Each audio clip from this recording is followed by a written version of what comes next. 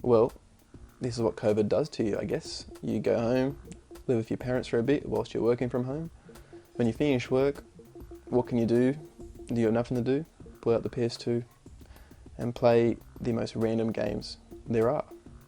And we're playing Juiced here, probably a very random game, not very popular at all. But I looked on YouTube and there weren't too many gameplays of it.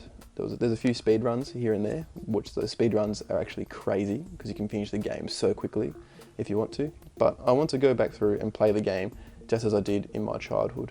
And I never actually finished the game when I was younger, so I thought it'd be good for me to play through it and share it with you guys. It's my second playthrough of the game since I've been home. So yeah, I've been a little bit bored. But yeah, the first playthrough was just for fun and I really enjoyed playing it and I want to play it again and I want to share it with you guys, like I said. But yeah, this is probably one of my most favourite games. I think I like it so much because as a child I could never finish it. I was never good enough. So now, I mean, I'm probably not much better, but you know, I managed to finish the game. I managed to 100% the game. It's a bit of a spoiler for however many episodes there are in this series.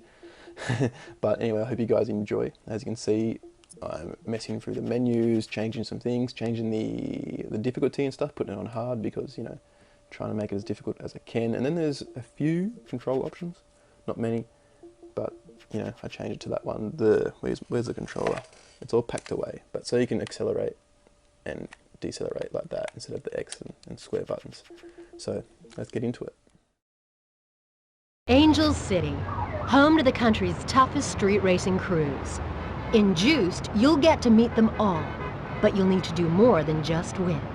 You'll need to impress them with all your tricked-out automobiles, challenge them for ownership, entertain them with slick maneuvers and cool style, and win the best-looking machines for yourself. Now let's meet TK, leader of the Urban Maulers, and get you on the line. Hey, I'm TK. Welcome to Angel City. So you want to race, huh? Okay, here's what I'm gonna do. I'm gonna loan you some wheels for one race only. If you bend my wheels, you'll have to pay. After the race, buy your own vehicle. To make it interesting, let's have a little bet. Hell, if I was looking to buy one of these, I'd buy yours. Let's see what you're made of. You gonna race me for this?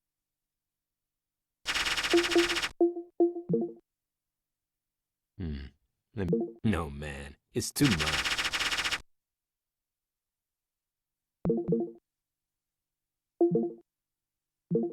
That's a good bet. So there you go, guys. That was the intro to the game. TK gives you one of his cars, which I think is one of his cars, and he also is kind enough to give you, you know, one of the best cars in the game, and it's much faster than the car he gives you. It's almost as if it's, you know, the tutorial stage of the game. That's why they give you one of the best cars to use, which is, you know, good for starting out. But as I said before, I did play this a fair few times, so I was pretty much, you know, I knew what I was doing. That's why I beat him quite easily, you know, which is good. So I guess I'll talk about how this commentary is going to work with me talking over it. I'll sort of just jump in and out between the races and whatever, and, you know, I'll talk when I'm trying to explain something and when I'm trying to explain what I'm doing for something. But yeah, for now, I've already explained it. This is the first race. It's fairly easy, just gives you a feel for it. So yeah, it's pretty cool. The Eclipse is one of the best cars in the game. It's be class 6 or 7. There's 8 classes. 8 is, you know, the slowest, and 1 is the highest. I'm not also too sure how many people have actually played this game before, so but I feel like because this game is so old, if you're watching it, you definitely played the game, and you're watching it for nostalgia, because I know I did. And the reason why I did a playthrough of it, I looked on YouTube, and there aren't many at all, and specifically, I couldn't find many, or any, really. I'm trying to remember, because it's been a while since I searched it, because I've been dedicated to, making the videos, but there was no PS2 playthrough of it, mainly because, you can download it on your PC, and you can play it in like 1080 by 60, and on PS2, I mean, I did my best with the quality, so hopefully it's good enough. But yeah, we won the race. That's fantastic. $5,000. Hell of a race. You took it, man. Next, you'll need to visit the lot to buy your own car. Remember to save a couple of $1,000 for entry fees, repairs, and mods. To make modifications or repairs, go to the workshop and select the vehicle. Oh, and check out where to race in the calendar. For now, you're allowed to attend events marked with the yellow squares. See you on the track. So yeah, now we just pay for TK's car, and we get to pick between 3 cars. It's almost like, for me anyway, because I played Pokemon all the time, this reminded me of Pokemon straight away. It's like your 3 starter Pokemon, your 3 starter cars. So I picked the most expensive one because I played this game before, and I know it's the best one, so I picked the Golf. So I did the Golf, and now we're sifting through events to choose from. The first few there were show-offs, and at the start of the game you want to make money and rank up your car and get your car as good as possible, so I didn't do the show-offs, I went straight to the race. And now we're going to bet with a driver, and I try to bet with who I think I can beat, and it looks like I'm going to bet for Sue. My name's Sue. I've heard all about you. Let's see if you're as good as they say. Where'd you put the batteries? Hey, are you betting? Or not? No way, that's too high.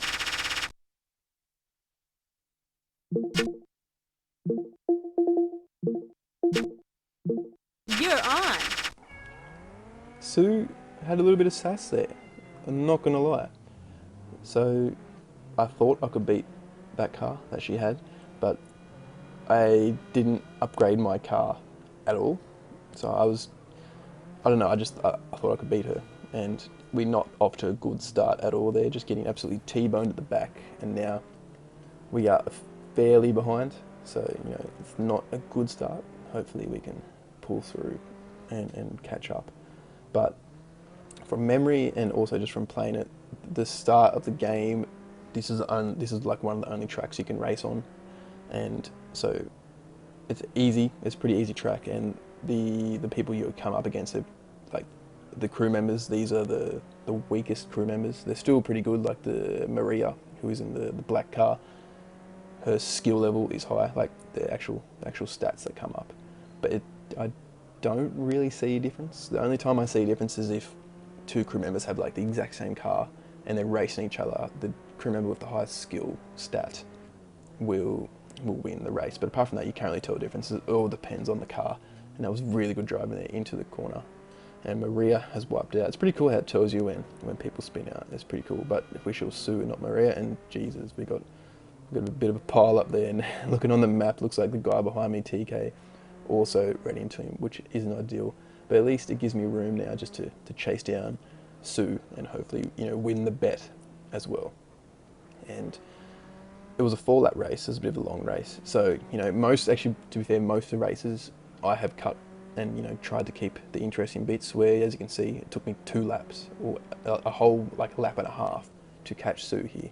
But the car isn't quick enough. It's no stats upgraded, nothing, no parts added, nothing. It's just pretty trash and making me regret my decision of, purchasing the Golf. But playing through the game before, I know once it's upgraded, it is probably one of the best cars, even though it's the most expensive one from the start of the game. But honestly, all 3 of them are good. It is like Pokemon. The 3 cars you pick at the start are probably get to be the best in their class, which is sort of like Pokemon, where you can just sweep through the whole game with that starter. You can also do this with this on this game. It's probably one of the best things about the game because you can you don't have to go through and unlock any of the cars. You can start with just the first car and you can finish the whole game because of the way that the game works, with the respect and stuff. So yeah, that's the cool thing. It's sort of like you can just choose your own way, which is, for games back then was rare. I think this came out around the same time as Need for Speed Most Wanted, which is another game I really, really enjoyed. But that game, you were set. You had to go. You were set. You had to race him. This one, you can pick your races. You can pick your car, and you can finish the whole game with one car. And it's not a good start. We lost to Sue. Come on! Cough up the cash! Sue sassed us a little bit there, which isn't good. But here we are, earning some respect. That's how you finish the game. That's how you 100% the game. You get 1,000 respect with everybody. And there's also challenges. There's 3 challenges for each crew member. So 8 times 3, 24. Look at me. That's probably the first maths I've used since high school, which was several years ago now. So yeah, we upgraded our car slightly there, our Golf, and now we're going to bet with somebody else. We decided to bet with Sue. Hi there, you want another go? These cars seem pretty even. It's going to be a tight race. Hey, are you betting? Or not? Sure, let's do it. So yeah, bet with Sue there. Only reason to try and get my money back, obviously. Hopefully I can beat her. The Neon is actually also one of the best cars in the bottom class, Class 8. And I don't know, it's for this track and some of the corners randomly, they always do this weird in and out thing going on here, trying to break to the corner, and you can just blitz them. And this next corner coming up, I might overtake them beforehand. Oh no, I don't. And they always scrape the wall there. So if whoever's in front will always scrape the wall, and it just makes it so easy at the start of the game just to overtake people. Maybe it's on purpose, maybe it's not. I'm not too sure. But yeah, the AI is very random. You won't see it as much in the lower classes, but in the higher classes, it's just ridiculous sometimes, the shit they do. But anyway, you guys will see that when we get to it. So we've caught up to Sue, we've overtaken her, we've blitzed her, and really, maybe I'll look back here, you guys might be able to see, but I just contradicted myself. I was going to say I would have made so much time there because of the weird braking that they do, but she stuck with me. I'm also not sure if the game actually, when the driver you bet on, arguably, from what I've read online and other videos I've watched, they drive better, but I can't really tell. Obviously you'd think that makes sense if you're betting, we bet 10 grand, it's a 10 grand pot. It's actually more than we get for winning the race. You'd think that driver would drive better, but I'm not really sure how that works. But we absolutely blitzed them at the end. If you could see on the map just then, we're way in front, getting some nice respect, which is good. And we're going to chat some smack to Sue. Yeah, I'll give it to you. You're a mean driver. Yeah, I am, Sue. Very mean. Took her down, which is good. Getting some more respect. Nearly able to do pink slips for TK already, which is good, which is crazy. You can blitz through the game so quickly. I definitely recommend checking out the speed run of this game because it's absolutely crazy how ridiculous I think that's one of the problems with this game, is that it's just so easy to finish, and there's ways around this game where you can make heaps of money this game so easily just by not even racing, just by betting on the cars. Most people that used to have the game probably know about it. I don't think I show it in this playthrough because I tried to play through this game as if I was playing it as a kid. And of course, the main thing you do when you're playing as a kid is customize your car to make it look as cool as possible, obviously, or as bad as possible. I don't know. But there might be some gearheads watching the playthrough and be thinking, no, you don't put that attachment with the car, or you don't put the thing on the side or whatever. So I just try and make it look as funky as possible, and showing you, the customization isn't, that's okay, I guess. For me as a kid, this is one of my first racing games.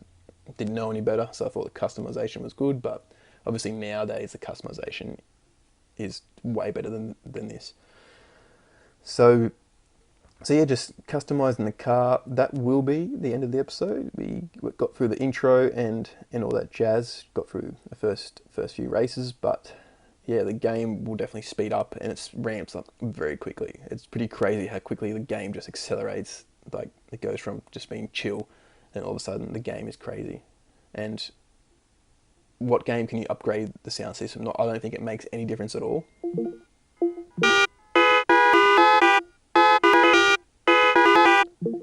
And what game can you do that? What game can you do the horns? I think you can lower the car in most games, but still, it's for its time. It's a great game, and just maybe I like it more just because of the nostalgia. I'm not too sure, and I'm also not too sure what color scheme I'm going for this Golf. But anyway, guys, that will be the end of the episode. Hope you enjoyed. See you on the next one. Welcome, episode 2 of Juiced. Let's get into it. Sprint race. We're going to bet with Maria. Ah, some new blood for the tracks, I'm Maria, and I'm way more than just hot behind the wheel. Yours is as good as mine. So, let's hear it, big boy. What's the bet? I accept your bet. Big bet there with Maria. The reason I placed the bet on her is because we have the same car, but mine has higher horsepower, meaning most likely it has more upgrades. So as you can see, just beat her, which is great, not gay. Well, yeah, I'm pretty happy that I beat her. So, yeah, the sprint races, I mean, most other games are called drag races, and there's point to point in this game, which are sprint races, I guess. So we are racing TK with the Neon. As I said in the last episode, Neon is one of the best cars in the class, and you can see clearly here, he is blitzing us with the Neon. But the main thing is we placed a big bet with Maria, and we have beaten her, which is fantastic. And yeah, usually the first, well, for the lower classes anyway, the way that the first heat of the sprint goes is usually how the rest of it goes, except for, okay, maybe I won't say that because I just come third. Usually, if you come second in the first heat, you're going to come second in every other heat. So, yeah, beat Maria. I got sloppy, but that won't happen again, senor. Maria wasn't happy, took it down, which is good. So we just got respects for those guys. The 4 on the right are a bit random in terms of earning respect. The first guy, Jack, the guy with the blonde hair, you get respect for him by upgrading your car. The second girl, the more cars you have, the more respect she has for you. And the third one, the more bets you place, the higher respect for him. And the last guy on the end there, you have to race pink slips, which is really cool, a really cool function of the game. It's also a very broken function of the game, but it's still pretty fun. There's even a way to just completely avoid the pink slips race. You can accept it, the pink slip, and then get to a certain screen and back out, and you won't lose your car. If you think they've got a way better car than you, you can just back out. You think one lucky race makes you fast? Your wheels make my whole car look like a retread. So how much we talking, hotshot? Here's the truth, big boy. This ain't just about money. And are you ready to suck the cat's exhaust? Am I ready to suck the cat's exhaust? I'm not sure about that. And it's not a sprint race, it is a point-to-point. Well, I mean, in other games it was called point-to-point. I mean, it was called sprint, but in this game, point-to-point. And hopefully we can actually get a win, because this is the third race, and we still are yet to have a win. So hopefully we can have the point-to-point. I mean, it's not looking good. We look like we're going to get ahead of Maria, maybe. If I feel like using some boost, I'm not sure why I haven't. But as long as we beat Maria, because she's, again, that's, oh my gee, oh well, we got ahead. It's more money than actually winning the race, so as long as we beat Maria, it's ideal. But we also want to get, oh well, that looked pretty easy. We also want to get our respect up as quickly as possible. So, winning is great, and who doesn't want to win? And we have won our first race with the Golf, and hopefully there's more to come. So, yay. So we shall get our money from Maria now. Maybe you have something secret under that hood. Very good. We beat her. We can pink slip TK. And the really weird thing about this game, if you hit people, you lose respect for them, which some people might like or dislike because it makes you race clean. I mean, as a kid, nobody wants to race clean. So, it's a weird thing to do, but, it's how the game is. We got a phone call saying that we can get some more vehicles. Didn't spend much time on there at all, didn't like any of the vehicles. I'm happy to grind through the game with my Golf, just like Pokemon. Just blitz the game with your starter car or starter Pokemon. Now we're going to pink slip TK, and he has got a Punto. My car against your car. You sure got money to burn, man. So, pink slipping TK with the Punto, hoping to get a second car here in Class 8, and the acceleration on the Punto is absolutely unreal. Never actually used this car, or don't remember using this car in my playthroughs back in the day, and seeing the acceleration of it is crazy, especially for like the sprint races or the drag races. Like, if you can get in front, and if you want to play dirty, depends how realistic you want the game to be. I mean, the game isn't realistic at all, so I don't see the point in trying to be realistic. But as long as you get in front, you can just block any car in the game, basically, and just do it that way. Or just place a big bet on someone and just get ahead of them with acceleration and block them. And we are catching TK here. And I paused it for whatever reason. I paused it, but we're going to overtake TK. He was really, really got ahead there, really easily towards the start. For some reason, he had heaps of speed, but I've caught up with him now. And hopefully I can win the pink slip race. And probably not going to lie, if I lost this pink slip race, I lost my car, you probably wouldn't be seeing this video on YouTube. But it also means I guess I've spoilt it. But yeah, I guess now we're ahead. He's not going to catch us, and we've cut to the end of the race. As you can see, we are going to cross the line now. Now we have two cars, and pink slipping is really good for making money as well if you want to, because you can just... Only thing makes it better, it ain't some maggot driving my wheels away. Well, after listening to TK, yeah, you can just sell those cars that you get if you want. But if it's a good car, I'll just keep it and use it. And I do use the Punto. As you can see, I did upgrade to Class 7, but now it's very slow. But you can also lower the horsepower. Now the car is back in Class 8 and even quicker. So now we have a sprint race, which is, a drag race. Might as well test out the Punto, and we're going to bet with Biggie because I think we can beat Biggie. Hi there, I'm Biggie. Biggie Mombasa. Now I like what I've been hearing about you, so you just chill with me and my crew. Oh, this is exciting. I believe there's nothing to choose between the two cars.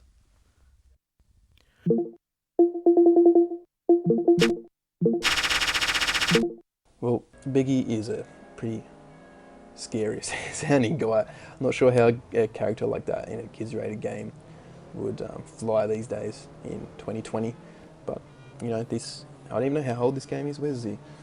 What do we got here? What year is the game? Here's the cover of the game, by the way. What year is the game? 2005, THQ. That's how old this game is. But 15 years later, still playing it and enjoyed it. And enjoying smacking Biggie here. He tried. But the Punto, as I explained in the pink slip race, you can just sit in front of him and block him. And then as long as you get in front with acceleration, you're good to go. And this is the third heat.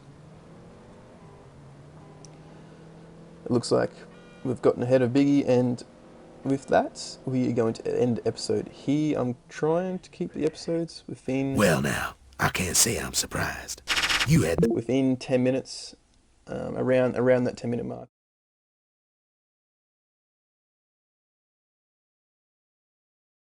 Well, guys, episode 3 of Juiced on the PS2. Let's go.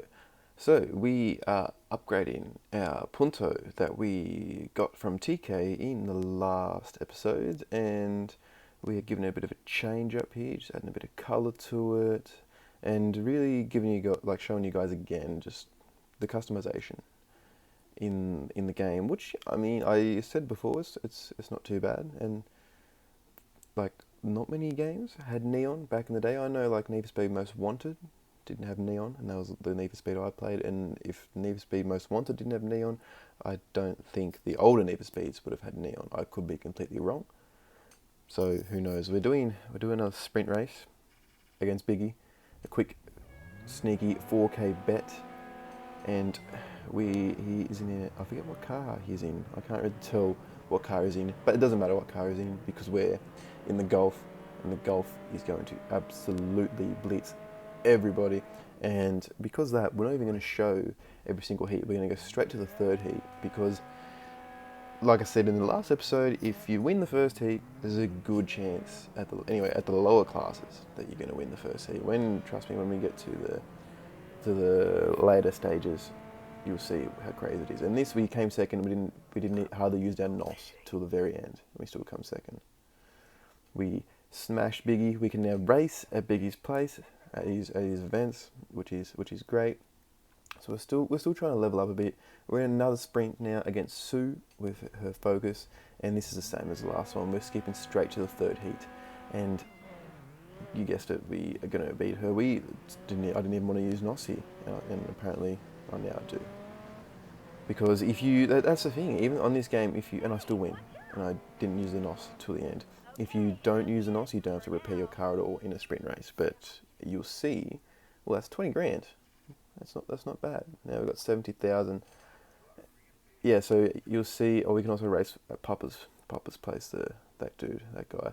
Upgrading our GTI. I skipped the bit where you can repair your car, but if you don't use any NOS, you don't have to repair your car. But if your car doesn't get damaged and you use NOS, you still have to pay $500 to repair your car, which really isn't that big of a deal. But still, at the start of the game, you're low on money. I mean, I say that at the start of the game, you're low on money, but here I am modding the car. But you can't go out with a shitty car. And crew members are a big thing in this game, which I forgot to mention. And we actually give Amber a go here in the Punto. We just showing off the whole crew member aspect. And I'm pretty confident that the Punto is going to win because it just has such high acceleration.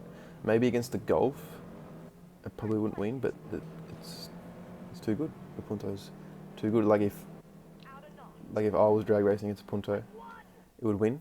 But the Punto against the AI is just going to destroy, as you can see. So after this sprint race, we're looking, we've been progressing fairly well, I guess, not doing too bad. And the crew members there, as you can see, they're pretty inconsistent. It's really weird. They're only good when you have them in high. As you can see on the bottom there, they have low, medium, or high. And higher is basically they try the hardest, and low, they don't try as hard at all.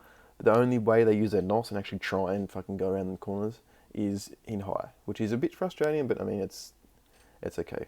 It's not too bad. We're doing another sprint race with Amber, again with the Punto here. And hopefully, we can get another win, which would be great. I was about to say, did I edit this and put the wrong, another sprint race in here? I was so confused for a second, but this one is in the daytime, and the previous one was at night. And also the cool thing is, as you can see, you can switch the camera angles, which I know is fun. Just because we already know the Punto's going to win, we might as well check out, the rest of the cars. And Amber's done well, two races, 2 wins, all good. Now, you saw the 600, we can pink slip Biggie. And I believe we do very shortly, but first we're going to mess around with the Punto here. We're trying to get it to as high as the top of Class 8 as we can, and we're sort of in a tricky situation. But we manage it, by the looks of things. I brought the horsepower down, and now we are at 192, which is, between 190 and 199, you're looking pretty good. And looking like we've maxed out our Punto. I'm putting all level 3 parts on, probably besides turbo, because the turbo just raises your horsepower ridiculously. So, with the pink slip against Biggie, a sprint race. Here's the thing. I think we should go all out. Race for pinks. You want to? Can't think when I last won a bet, but Can't think when your last won a bet. Jesus, it's not a really good start at all, is it, Biggie? But he has an Integra, which it's not a bad car. and I was slightly concerned, but the Golf, man. I'm telling you, it's probably, it's the best car. It's the best car in the game. Well, for Class 8, I mean, obviously, if you guys have played this game, you'd know that the Dodge Viper is... Look, I'm that confident, and then I was like, are you sure it's on hard difficulty? Because this seems too easy. Because I knew the Integra was a good car, but obviously the Golf just blitzes. But yeah, I forgot. Yeah, so the Dodge Viper. If you know this game, you know the Dodge Viper is by a mile the best car in the game. Like it's just too good compared to every other car. If you put any other car up against it, it's gonna get destroyed. There's no competing it. And you'll see when we get into the Class 1 races just how ridiculous it is and how crazy it is to control. I should not be surprised. The book tells us when we stray from the path, we can lose it all. Those wheels are the price of my sins. That collection is too good. I never really realised Biggie is more of a philosophical type of guy. Like he's a practicing Christian, maybe, or who knows what religion he is, but he's very high in the religion, which I never noticed before until now, because most of the time, usually just skip through everything, and I believe that was a prototype mod race. I mean, I'm going too quick for my own good here, but if it is for the prototype mods, it's really exciting because we're going to unlock prototype mods for the Golf. But it went too quick for me to see. But as you can see, good chance we're going to get it, or maybe not. As you can see, the puntos. You got to be careful of the punto, man. It's quick. Now we're trying to get even with Maria here. Hopefully we can get this prototype mod. I think it's for prototype mods. We've got to be careful. This punto, man. Sometimes it's got some acceleration. And what do? All you have to do is cut in front of it, and then you've basically won. Yeah. Sorry, Maria. No way. Just cut in front of you. Do those dirty tactics. But so there you go. The Punto nearly competes with the Golf, and we've won $10,000. Yeah, that was definitely a prototype mod, and we've won the bet with Biggie. Well, now I can't say I'm surprised. You had the better wheels. His religion didn't help him there. Yeah, we've won the prototype mod. So I believe, now this could be really bad for the comments. I think that's like actually, I'm not even going to say what part that is. Maybe it looks bad for not knowing what part it is. But either way, that prototype part that we've added has bumped us up to Class 7, which isn't ideal because we had to go push back down in one of our other parts, which is a little bit annoying. And we've got into a race here, a point-to-point by the looks of things, with Biggie. We're making a bet with Biggie. We're really just betting with Biggie every single time and taking him down. We're taking all his money. He's definitely going to turn to religion now. He's losing hope completely. And we're trying to win this prototype mod for the Punto.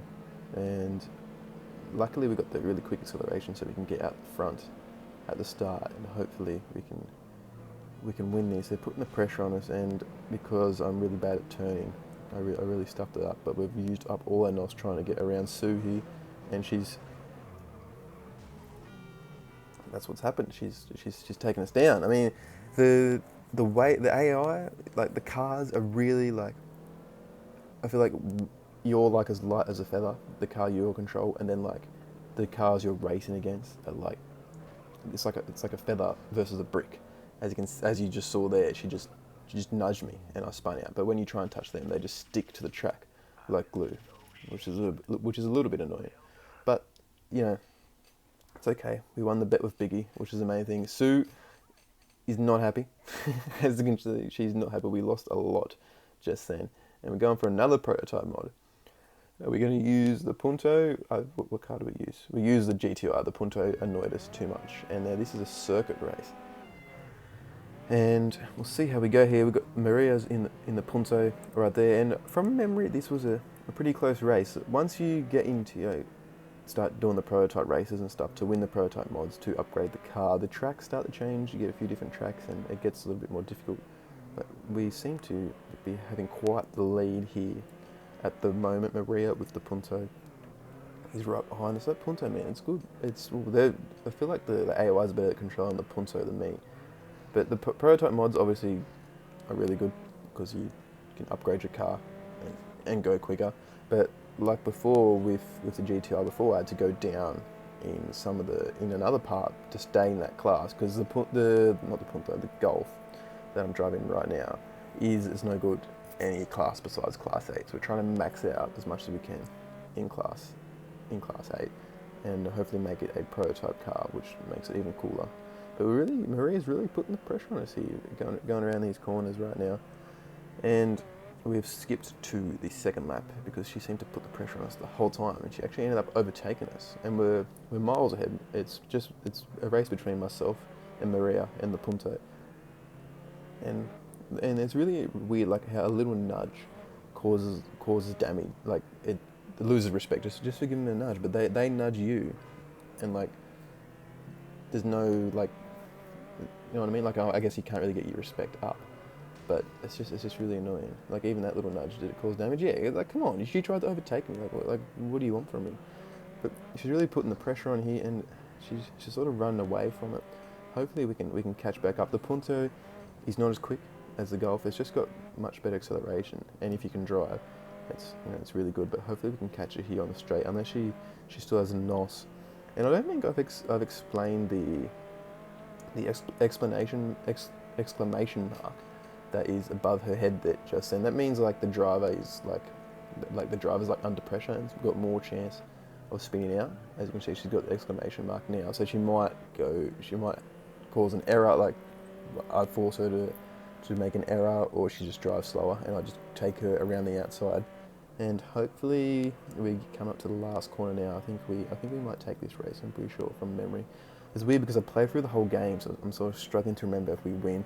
And it looks like we have won, and it also looks like that is the end of episode 3. I hope you guys enjoyed. There's a link down below for the previous episodes, and if you're watching this in the future, there's a link down below for all the episodes. So I'll see you guys on the next one. Guys, welcome back to Juiced. This is episode 4. We are upgrading our Golf because we just destroyed the last episode, getting all these prototype mods and stuff, making our Golf, it was already pretty unbeatable, but now it's got prototype mods and it's exactly 199 horsepower. I don't see anyone really taking it down, and because of that, we thought we would buy a new car and have a go at a higher class. And looking at the cars available, the only real one is the Mitsubishi Eclipse, and going by the colour of that car, if you guys have seen Fast and Furious, we know that Paul Walker drives a green Eclipse, and it sort of looks blue on the side, and we tried to make it as much like Paul's as we could, and we're going to put the carbon fibre hood on there after that. So I thought it was fitting to make to make this car look like the Fast and Furious franchise, because probably the success of Fast and Furious is probably why these games, are even games. And now what I'm showing you here is you can actually create your own events, which is pretty cool. Apparently you're new to the city, but you also own an entire circuit to yourself where you can host events, apparently. But it's really good because you can host events, and you can use events to level up your teammates, or when you buy a new car, you can do a few private races just to get the stats up a little bit, unlock a few parts. And we got destroyed, which usually happens because you don't start off with unlocking NOS, which is a big part of the game, and so you have to do at least one race before you unlock NOS. But with one race, we're basically the max of Class 7, which is really good. The only things that there's only 3 parts that actually raise your horsepower, which is the first one, which I think is the air filter. I'm not sure exactly what the part is. The one on the top there, the level 2, and then there's also the exhaust and the turbo. So the rest of the parts you can get to 3, and they won't affect your horsepower. So that's really cool. And then here, what we're doing is we have attended an event. You don't even have to go to a race. You can go. This is a Class 1 event, I believe. I'm too quick for myself, but there's 3 Corvettes and 1 Dodge Viper, and you can see the Dodge Viper just absolutely run away with it. Just say see you later to the Corvettes. And obviously, I placed a bet on Carlos in the Dodge Viper, and we also get respect for placing the bet, which is really cool because that's an easy way to make money. If I had like $100,000, I would put all my money on Carlos and probably won at least $50,000, which I didn't have much money, and I was trying to make some money. That's why I entered the event, and I just got lucky there was only one person in the Viper, so that's why I actually ended up placing a bet. And here we've destroyed getting the prototype tyres with the Golf, of course, because that was available, and we've also won 20k from Maria. We're killing it. We're nearly at 1,000 for Biggie. We can nearly host Biggie. There's more cars, but we don't have time for that. Oh no, we do have time for that. I forget the recordings. It's really weird because I played through the whole game, completed the whole game, and now I'm looking all the way back at what I was thinking. And here I was thinking of buying the Subaru, and I was like, I don't have much money yet. I might just wait. I'll level up, do a few more races with my Eclipse first, and or with my Paul Walker car here, and then I'll buy a Subaru. And then TK gave us a call, wants to do some pink slips.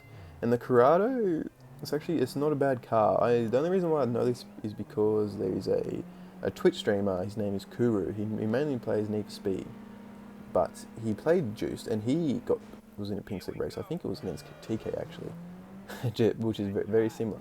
And he won the Corrado, and he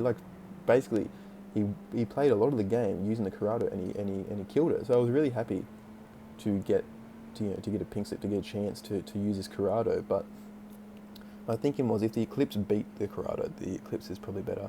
And it was behind us the whole race. As you can see, the only highlight I kept in there was when he tried to nudge us off the road. And we've won a Corrado. We've won a car that's worth like $30,000-$40,000.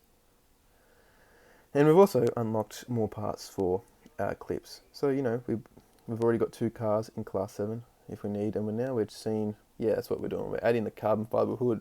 If you look up, I'll put a picture on the screen. There you go. Paul Walker's, well, it's not Paul Walker's. I mean, he could own it if he wanted to, but Brian O'Connor's Eclipse at the start of Fast and Furious, which is, the first Fast and Furious and probably my favourite Fast and Furious. And we wanted to get a bit more money, and we went through Class 8. We didn't even use the Integra, so we're going to sell it. And the reason why is I'm going to get a drink because I'm thirsty. Me?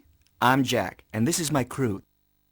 I'm the only one out here who has any clue about how to put a car together. Actually, most of them are too poor. Gotta suck being them. There's some serious mods on that car, aren't there? I can handle it. Pick a number. Money means nothing to me.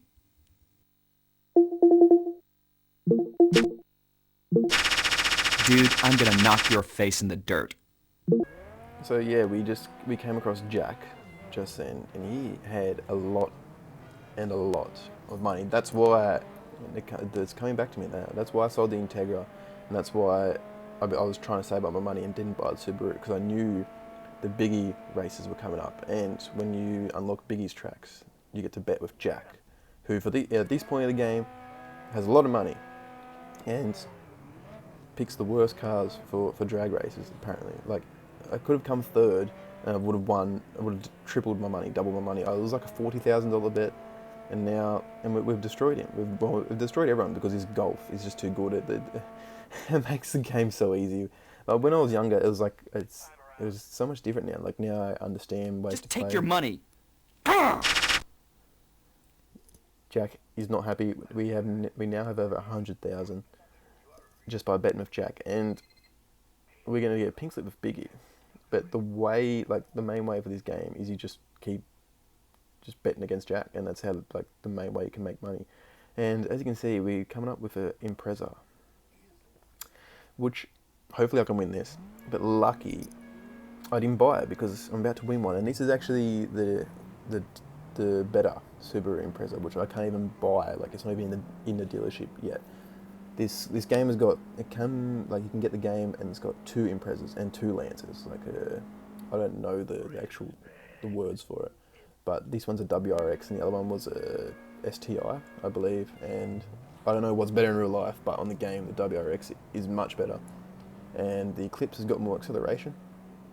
So we're going to blitz Biggie here, which is, fortunate for me. Unfortunate for him, because he's going to lose his Subaru Impreza. We beat him every time, which is good.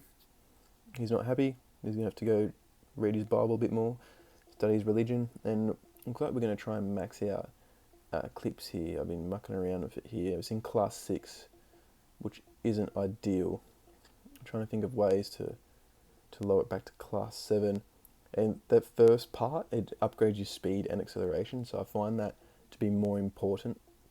That's why I try to upgrade that to level 3 and don't worry about the exhaust and the turbo, because that's only acceleration, and because there's not many other things that improve the car's top speed.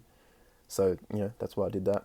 And I can, what did I decide here? I can still, so I upgrade the turbo to level 2.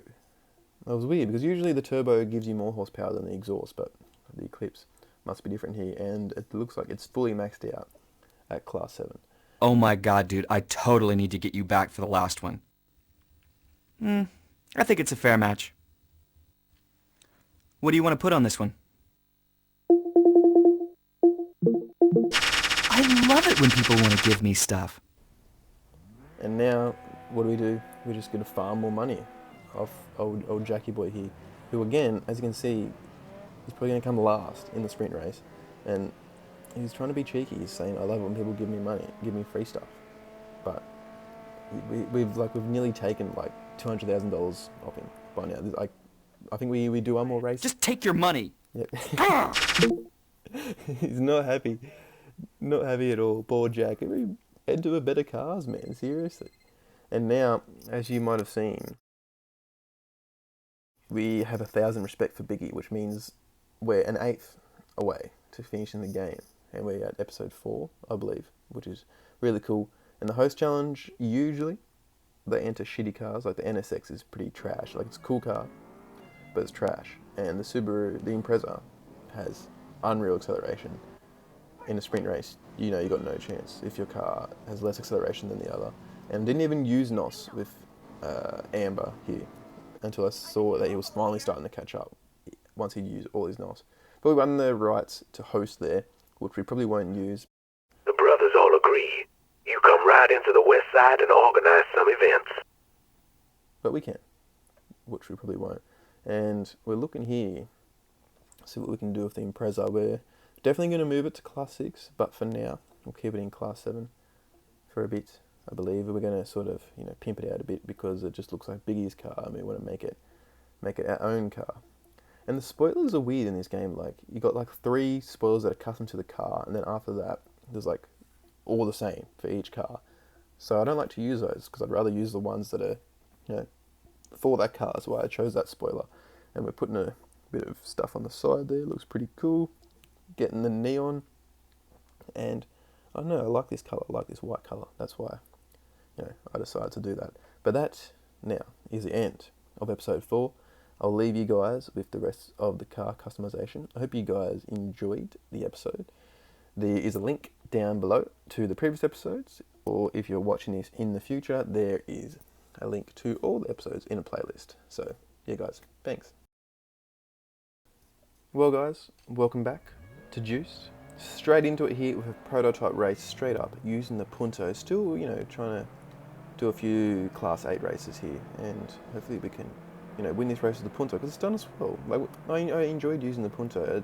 I've played through this game a few times, and it's the first time I've used a Punto, and I've enjoyed it. I mean, the Golf is 10 times better, like, so much better, but, enjoyed the Punto. We won a few races with it, made some money, and hopefully we can win this race here. We got Sue here, I believe that is a Ford Focus, and she's giving us a bit of grief here, but we put some pressure on her here, and we've overtaken with the Punto, and she's come back at us and given us a nudge. Look at that, it just knocks me out of the way, and her car is like a brick wall. I said a few episodes ago that it's ridiculous, like how light your car is compared to theirs.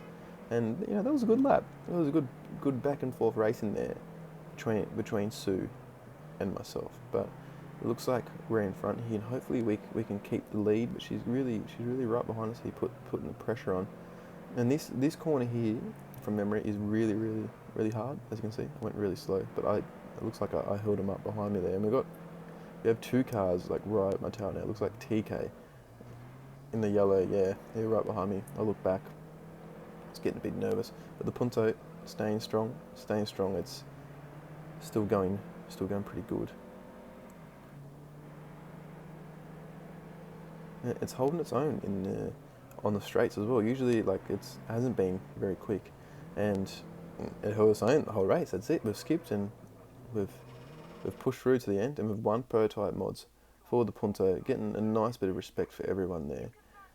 Still don't have much respect for Sue and Maria. They're sort of you'll see towards the end, they're the last people I sort of level up, because they're not the hardest. Is because for Sue, the purple girl, you need to do show-offs, and you know, when you're playing this at the start of the game, the show-offs aren't really like an interest to me, because I want to try and make money at the start, and show-offs don't make you any money.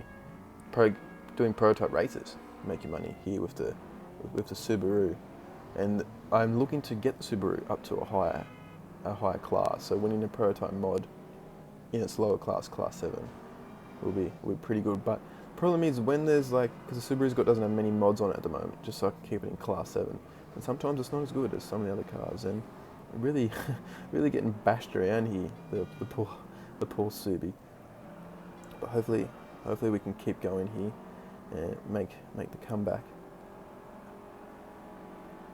And it's definitely quicker on the straights, and when, from my memory, once it gets up to those higher classes, it's definitely not one of the quickest. It gets outsped, but I guess when it's in the lower classes, it's definitely a lot quicker. And the AI likes to take that corner nice and slow.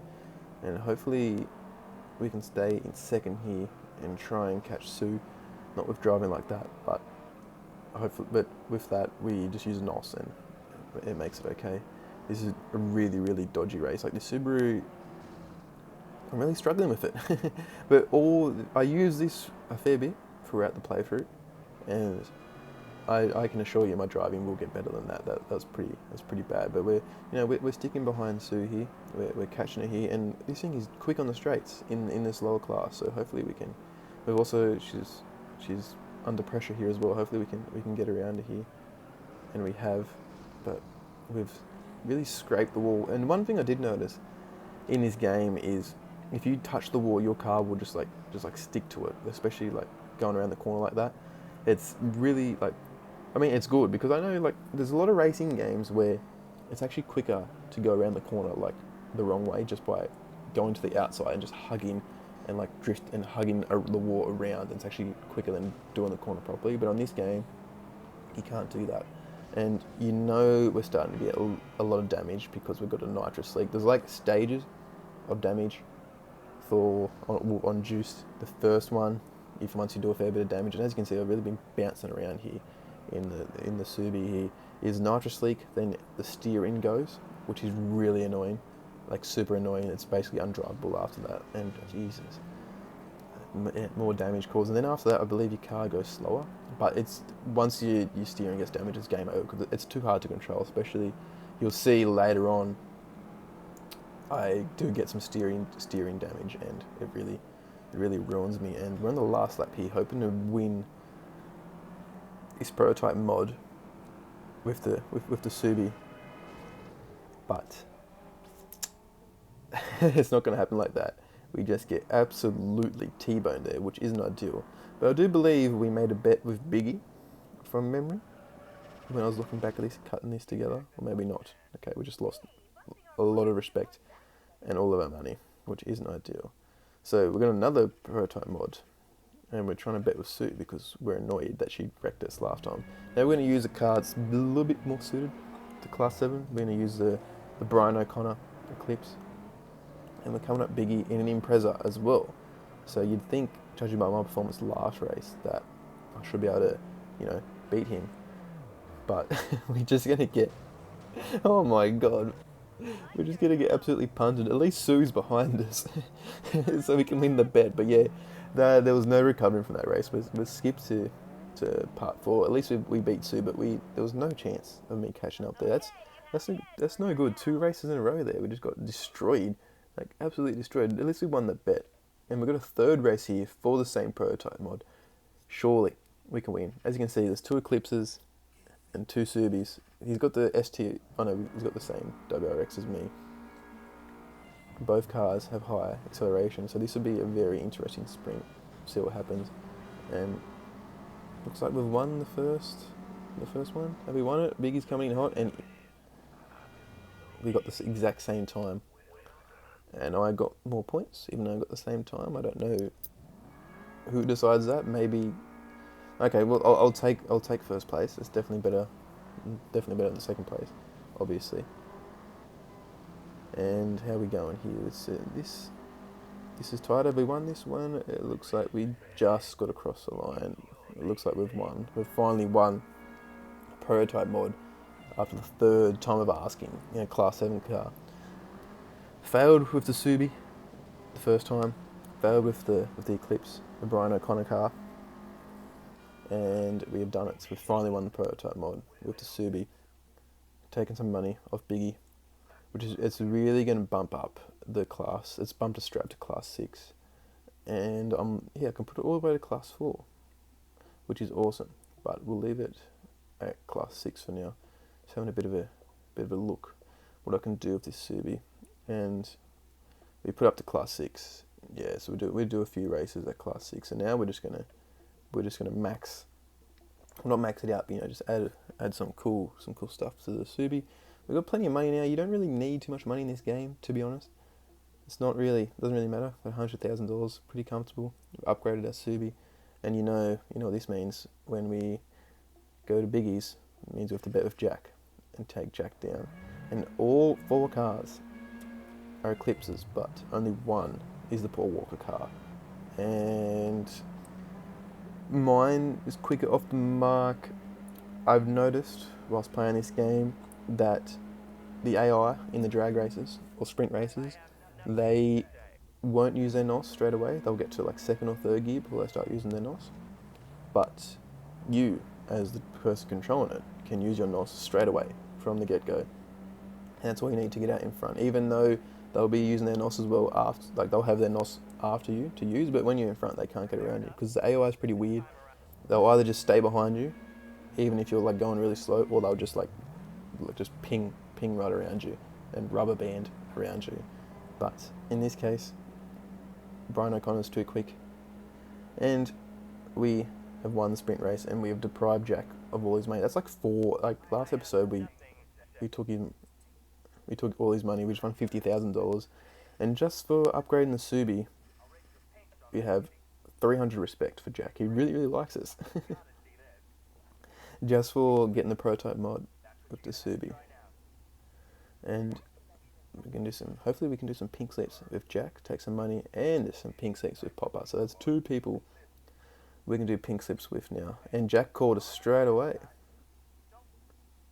And we're in a big circuit race. And I was a bit concerned about that because these tracks are hard against him. Dude, we've been pussyfooting around each other for a while. It's time to see what you're really made of. You ready to race for pinks? Dude. Except the tracks are hard, but the Supra on this game it's pretty trash. You will see some footage of it later because spoiler, I win this because the Supra is pretty bad and the Subi is pretty damn good. But as you can see, I'm already like just miles away. The Supra, the tail would just swishes around, and so it's uncontrollable. You will see gameplay of it, but yeah, for racing wise, the Subi destroys the Supra. And 6 laps, we're already onto the last lap because, as you can see on the map, he's nowhere to be seen, nowhere behind me. I wish you got more respect in the pink slip races the further you are in front. Subi's way too good for the Supra. My car! I can't believe you actually won my car! This is so bad. Oh, man. Just take it and wipe that stupid grin off your face. This isn't over, dude. Not by a long shot. You're a deep. Come on, get behind the wheel and let's see what you're made of. Lets us race at his crib, which is good. And as much as I praised the Corrado in the previous episode, we have sold it because we're at a big boy race now. Hey, Gearhead! Welcome to the jungle. Brought to you today courtesy of Melody under Public Chaos. Whoa! That is some racer. Makes mine look like a dumpster.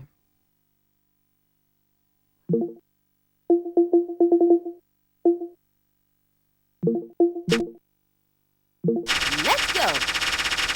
So yeah, we sold the Corrado right there so we can place that massive bet right there with Melody.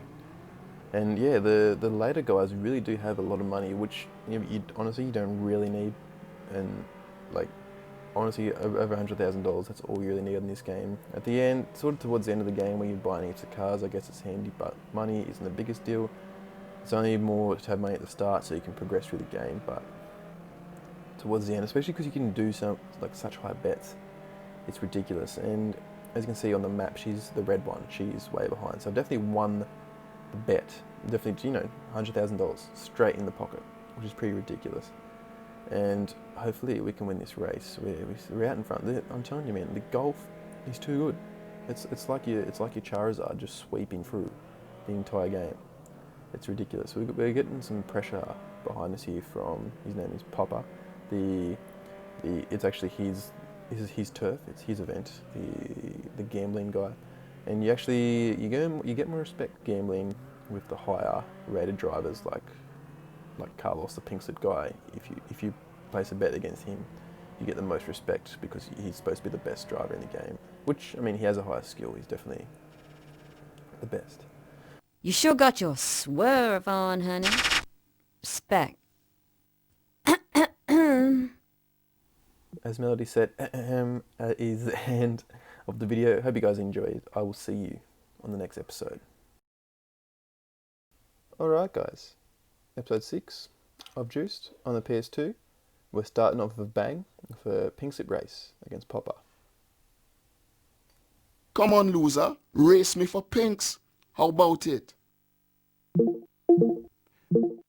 So, Popper has a Camaro, which is a pretty trash car. So, spoilers, we win this race pretty easily, which is good. I mean, it's funny though. No matter what car, like if you go in a pink slip, no matter what car they use, you get the same amount of respect. It actually depends on the driver you're pink slipping against. As you can see, we're getting 155 respect if we win this pink slip race, and like I think that's a bit too high. Like I think they needed to like scale the respect based on the car that you're up against and compared to your car, because the Impreza, it doesn't matter what race type, the Impreza is going to destroy Camaro any day. It doesn't matter what class. If they're in the same class, even with terrible driving like that, Impreza wins. And Popper's wiped out lap 1. So, and I still get all that respect, but I didn't even have to do anything. I drove terribly. But I found it interesting that when the race finished, we blitzed it. But have a listen, and have a look how long it took for Popper to cross the line.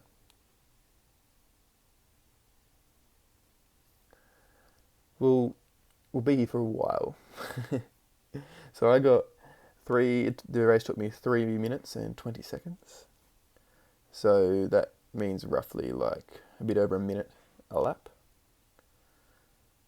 Yeah, so as you can see, we're still waiting for Popper to come on home in his Camaro, and he's really showing why I got the 155 respect here.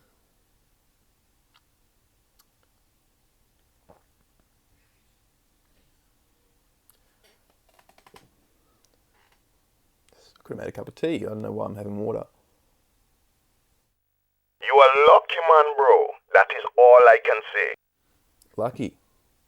Okay, you take my car. But that's just a loan, you hear? I'm gonna win that mother back for sure. Right, he's right. I'm super lucky. Super lucky that he was so far behind. Like, it doesn't... that's natural for games to do weird things like that. But yeah, I got all that respect for smashing him and didn't even have to try. He wiped out after like 2 corners. But, we won. It's all good. We now have a prototype mod race we're trying to get the prototype part for the Eclipse, and we had a bit of trouble in the previous episode trying to get prototype mods with these Class 7 cars. But as you can see, we've skipped to lap 5 and we have absolutely blitzed them. It's pretty random. Sometimes you come across good player, like they've got good cars, and sometimes you win by a mile, no matter what car you're using. It's sort of luck of the draw, depending on what car they come up with. But yeah, we got the prototype mod for that, and we're looking good. We can race pretty much everywhere except for Maria there. We have to do a few more team races, and I do that later on in the game. And we've the past few episodes have been using the Eclipse a fair bit and the Subi. So we're looking at updating that, and the 3000 GT caught my eye. As you can see, the Skyline was also there, but having played the game before, the Skyline is pretty trash. So this race coming up now is sort of just to to get a hang of the 3000 GT. We knew we weren't going to win, didn't have NOS, and it held its own there with the acceleration there. If we had NOS, we're definitely winning. And Jack, man, he as you know, Jack is the rich guy in this compared to Biggie and Maria, and he's terrible. The majority of the money we made in this playthrough was thanks to Jack. Well, the money to get to sort of launch us, and yeah, it doesn't really matter what happens here in Lucky because we didn't place any bets. We just spent $1,000 to enter the race just to level up the 3000 GT and get just to get nitrous. It was for no other reason, just to get nitrous. You have to do one race to get nitrous, and we nearly beat Jack, and he had his car with nitrous. As you can see, he's using it, and yeah, look, 3000 GT is just not quick enough. Obviously, without nitrous. So we had nitrous, probably would have won this race, which is crazy. And then we came second, and we spun out. Did we still come second? Check in reverse. We did. I think we still come last. I'll never know because I skipped that and cut it. But either way, I know I didn't win. So now we are upgrading the 3000 GT. We got the NOS. We're upgrading all the parts, and it can get to around class 4. So I think, and now we'll keep it in class 6, do a few more races, and as you can see, the turbo really boosts it up there. And we're not ready. We're not ready for class 5 or 4 yet. It's just we're still just testing out the car and whatever. And as you can see, what am I trying to do here? I'm trying to get it to max it to class 6 as high as possible. As you can see, the turbo is really it's proving difficult, but we ended up leaving it at that horsepower it's got, and now we've got to try and make it look respectable on the track because we have plenty of money. Because we destroyed Jack, and then in the last episode we did a big bet with Melody, who was like $100,000 bet, and she came like last, and we won. So we won the race easily, and we won the bet easily, and it is on hard difficulty. So just luck of the draw. This like sometimes with this, and here we are. We are more than the 3000 GT. We got that. That's a nice spoiler. A lot of the cars have that spoiler, like the really high one. I think it looks cool. It makes it look like a racing car, like a stock car, and this is a racing game, so that makes sense. And we're putting on we've got the red and the yellow going on here, trying to customize the decal. And what game? Please in the comments if you know any other games where you can customize the color of the decal. Like, tell me. And I thought that looked pretty cool. We've got the NOS, and as I said before, we need to do some more team racing to be able to race at Maria's track. So that's what we did. We found the race, and we got Vito in the Impreza, and I'm in the 3000 GT. And who do we bet with? Of course, we bet with Jack. The team race here, betting with Jack, of course, as I said before. And look at the acceleration, not only on the Impreza, but even the 3000 GT. It just look at that. We're in control of the race already. And basically, what I wanted to do this race was what I try to do in all the team races, because the AI and even your team's AI, so Vito himself, is pretty terrible. So basically, most times you want to try and get your team to first, and then you getting second behind them, and just sort of hold everybody off. As you can see, we are under pressure a little bit, which is a bit annoying because Vito really needs to step it up a bit and go a bit faster. So because it doesn't matter if I overtake Vito and end up coming first. If he gets overtaken, geez, Jack he's finally doing something, and we're having a bit of a kiss there with Vito. If I come first, Vito, who knows what he'll do behind me? He'll probably just come last and stuff it up, and then it doesn't matter if I come first. Whichever team is first across the line. So even if Vito comes first and I come third, we still win. If Vito comes second and I come third, that's probably a better example. The person that comes first doesn't win. We win because we were the first team for a car to cross the line. And, Vito's doing well. He's keeping ahead. He's got a bit of a gap here now, and we are making the most of the nitrous we just unlocked for the 3000 GT, using almost half of it there. It is only class 1 NOS or level 1 NOS, so doesn't have as much. And we took that corner really well, as you can see, smacking right into the wall. And we've got a bit of a lead now, so sort of pushed away. There's only one car behind us. Clyde from Biggie's team has wiped out, and we've overtaken Beto, hoping he gets his shit together. We've put him into higher, so he speeds up a little bit, does something, and he's making me a bit worried. They nearly T-boned me, nearly spun me out completely, and it's not ideal when it's a pretty close race, and I think he's my teammate. I'm not sure. I can't tell sometimes, but we've let him overtake. We're letting him in front because I can't trust him behind me because he does stupid stuff like that. But yeah, this is the last lap here, and we're looking pretty safe now. We've only got one guy behind us putting the pressure on us. Lucky this guy's behind us, or else we would have run away with it. And that's, it was only 2 lap race, but I really couldn't do that corner. But that is the end of the race, and it's also the end of this episode. Won all the money from Jack, which is great. Vito's driving improved, and we've leveled up everybody. We can race at every track because we have above 300 respect. So guys, I will see you on the next one.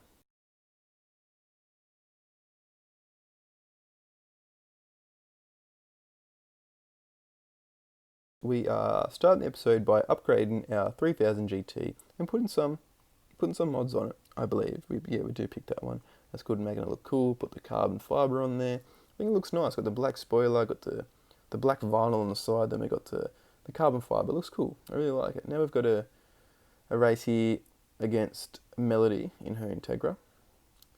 And we could, as you can see, 80,000. That's what she wants. We're gonna put a pretty high bet here because we're pretty confident we can beat her. The 3000 GT did well in the last episode. We won a race. It was a team race actually. And judging by this race, looks like we're going to get ahead already. We're ahead of Melody, which is good. It was like 100,000 bet or 80,000, whatever it was. Melody has snuck past us, and the Lancer is really. I might have to look into getting a Lancer as well because it's way out in front there with Maria. And then, yeah, basically this race we are trying to not necessarily win because we don't get that much money for winning, but if we stay in third and Melody comes second, we've lost $80,000, which isn't ideal. Nobody wants to lose money, even though we do have a fair bit, but we're only going backwards if we lose money at this race. But yeah, I did well this lap. I haven't really done much stuffing up, and we're still struggling to catch up with them. It's really weird. I do remember this race. It was like I said before, some races are just really difficult. I don't know. It's random, and then like the rubber band is like. This race proves it, like how much quicker some of the cars are, and we've absolutely blitzed the cars behind us. But for some reason, this race, the Integra is amazing. Like the Lancer's a good car. I'm expecting the Lancer to be in front, but I've been in a few races this series against an Integra, and it's never done this. And she ended up winning. She ended up destroying this race. I don't know if it's because I put a bet on her and I won the bet before. I don't understand the mechanics, but either way, we lost. We lost the money. Even with that cool finish just then, we lost. So yeah, no good. Not ideal. Not an ideal start to the episode. Hopefully we can bounce back. We still got respect for placing a massive bet and losing. And this is a tough race. We've got prototype mod, just a sprint race, drag race. And it's always tricky because the Eclipse has got high acceleration, the Impreza has got high acceleration, and Biggie is he in a Lancer or an Impreza? In a Lancer, and the Lancer's got high acceleration. So this is going to be a tricky race to win. We also placed a bet against Sue, so that first heat wasn't too good. But hopefully we've done a lot better this heat, and we're still we're not going to. And Sue's given us a little bit of a nudge here. I think that's helped us. That's put us into second, and we are leading going into the final round. And hopefully we can get the prototype mods on the Subi because. I'm not going to say no to prototype mods. Subi's one of the cars I've used the most this series, so it would be great if it has that. And it's tight, man. And for some reason the Lancer did terrible that race, the last heat, but it comes out of nowhere this heat, and apparently we've come third. I don't know. I'm not sure what decides why I came third. I'm not sure if it's by time or just because I come third in that last race. It puts me there. I'm not too sure. This race is tricky. I don't believe I bet against anybody because You never know, because they're all four cars have got high acceleration, so you really don't know. It's like, just this episode it's been tough. It's been tough. We're gonna come last. Are we gonna come last? We came last that way. That's hard. We got Lancers, Eclipses, and the Subi. The Subi's not doing too good. We might have to. I believe I do after this race. I upgrade the Subi and we put it into a higher class because this, as you can see, Subi is struggling just a little bit. It's struggles to even stay on track and it smashes into the wall. And lucky we didn't place a bet. We could have placed a bet on Popper to the left here or Carlos to the right, and they both bet big money. Lucky we didn't. I wasn't confident because, like I said before, I knew all four cars in the race were fairly equal. Managed to come second there, but that doesn't help. We did too terribly, like just bad. Lost respect and everything. We have moved the Eclipse up to the top of Class 6. Looks like, yeah, we're going to try and max it out here at Class 6. Looking pretty good. It's done well, the Eclipse. And the reason why we did that is because prototype mods for the Nitrous and a massive team race. I believe this is the first 3v3 team race we've done in the series. And I basically tried to give my crew members the cars I thought were the best. And I also just wanted to drive the Eclipse. I think the 3000 GT is the best car I've got at the moment. Probably there with the Impreza. I'm not sure. With sprint races, I think I need a Lancer for sprint races, but for normal races, 3000 GT is probably the best. That's why I gave it to Vito, who's probably the worst crew member. I know, I gave it to and I gave Amber the Subi, and Vito just spun me out, which isn't a great time. Last episode he did a very similar thing. He tried to spin me out, and this time he's actually spun me out and put us in a bad position. But as you can see, I put them into low, and putting them into low has really stuffed them up. And because it's a point to point, now that Sue's crew member there is wiped out, doesn't really matter what Vito and Amber do. Like I can come fifth, they can come third and fourth, and we still win because that crew member really ruined it for Sue and her team there. And we're going to get prototype Nitrous for our three main cars that we've been using. So that was really handy for us to get that. That's really going to benefit us, obviously, because the Nitrous is it's probably one of the biggest things in the game when we've got the best Nitrous we can on the cars we use the most. As you can see, I've unlocked it for everyone. Vito's driving skills have increased. I'm not sure after that race where he nearly cost us Nitro for 3 of our main cars. And this is a big episode, Class 4 of the 3000 GT, because we want to go on Melody's turf and win our money back. Place a big bet, and we win a lot. I think this is the first race on Melody's turf, and the better races, well, not the better races, the better turfs we go to, the more prize money you get. Also a higher entrance fee, but if you win, as you can see, we've blitzed ahead, we've screamed ahead, and Melody's nowhere to be seen. We've got some pressure on us because we're terrible at driving. I believe it's either TK or Popper. They're the only two that drive a yellow car. But yeah, Melody's nowhere to be seen. So it looks like we definitely won the bet. But you know, we always want to win the race as well to get as much respect as we can. So it's looking good. This is definitely the coolest. So her Melody's tracks are the coolest. I think they're nice. It's got a nice sunset feel to it along the coast, along the beach here. And skipped to the last lap. Ended up pretty much destroying. And for getting the 3000 GT to Class 4, we've got a fair bit of respect for that, which is great, which I'm happy with. And yeah, just solid improvements of respect for everyone. And we've put the Subi into Class 4 as well. And Chief wants to join. So, you know, we'll welcome Chief. And now this is Carlos. Hola, I'm Carlos. We show you real Mexican hospitality. And then you respect us back. Look at your wheels. Whoa, this is one big bet, senor. Too big. See, I like to race you, beat you, and then take your money. Vámonos. Carlos is probably he's supposed to be the most skilled one in the game. His races cost the most to enter. He win the most money for being in his races. And yeah, he's one of the best drivers. He bets a lot of money. So he's a pretty scary dude. And he sounds a bit creepy when you talk to him like that. So we placed a bet against him because he had a Monaro, and the Subi is too good for the Monaro. In Class 4, the Subi is blitzing it. I think the Subi is better because there's no Eclipses in this class, and I think there's Lancers in Class 4. But the Subi, as you can see, we've skipped to lap 6 already, has absolutely destroyed. There is nobody behind us, nobody even close behind us. If you keep an eye on the map, even when we turn around here, there is nobody near us. The Subi destroyed, and we destroyed Carlos, who's supposed to be the best person in the game, but he did use a pretty trash car. So, yeah. Anyway, either way, we won. We got a lot of money, more money than we know what to do with now at this moment. But who doesn't want to win more money? And we get a lot of respect increase for increasing the Subi there. Plenty of money from Carlos there, and looks like we can host. Well, there's going to be a host challenge for TK and Jack, and TK calls us up straight away. And usually, the host challenges, as you can see, he's using a Charger. So you'd think the 3000 GT would beat the Charger.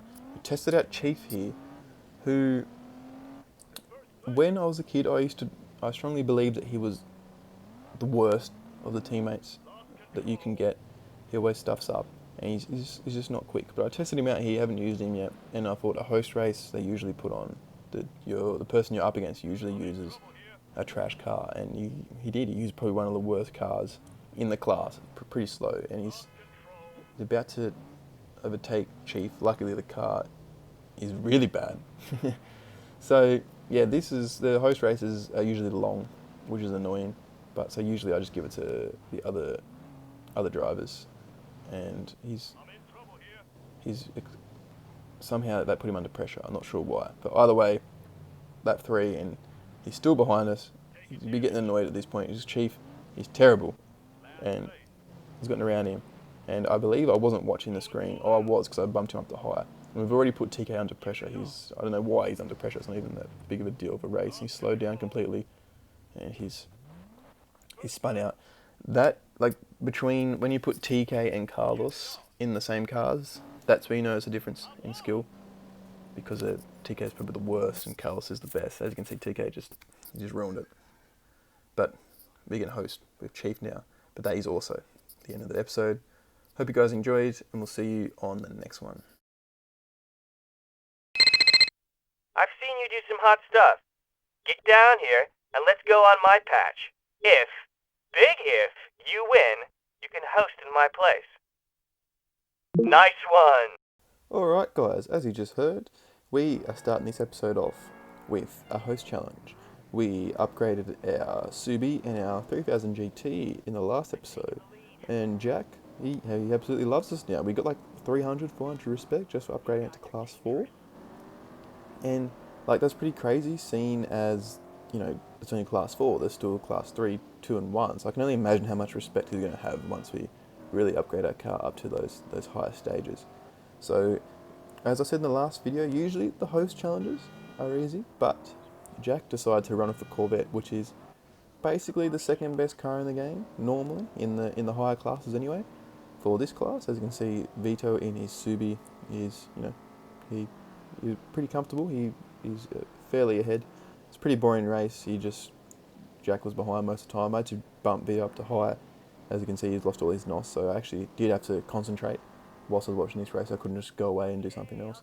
But yeah, as you can see, Vito came away after win, and we now can host on Jack's turf, and that gives us to 3 people, so we're nearly halfway with the hosting side of things. And now, big race here, trying to get the prototype turbo for the Eclipse, which would be huge, because this could nearly bump up to Class 5 almost. So if we win this race, it would be pretty good, but we got some tough competition.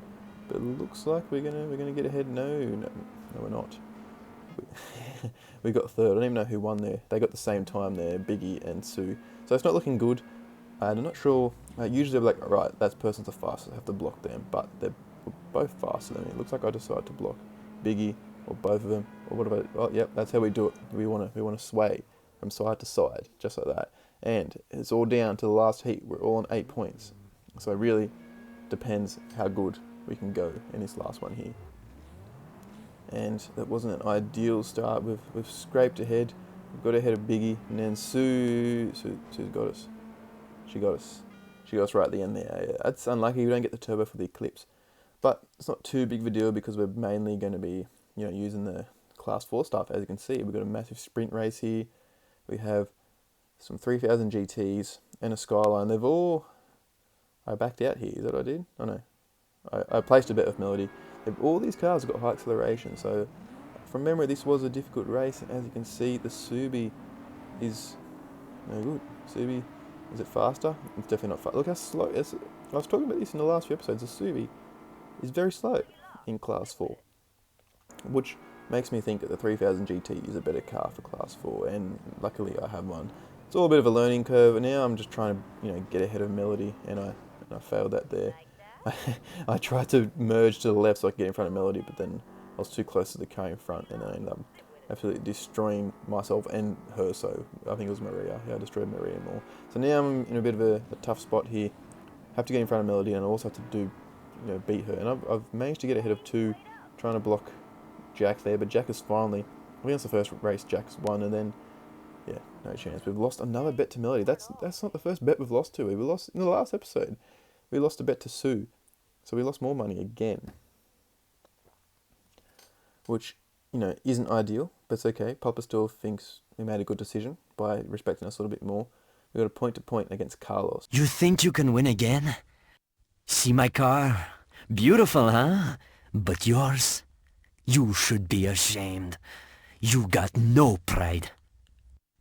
How about you let... See? So yeah, we placed a bit of Carlos there.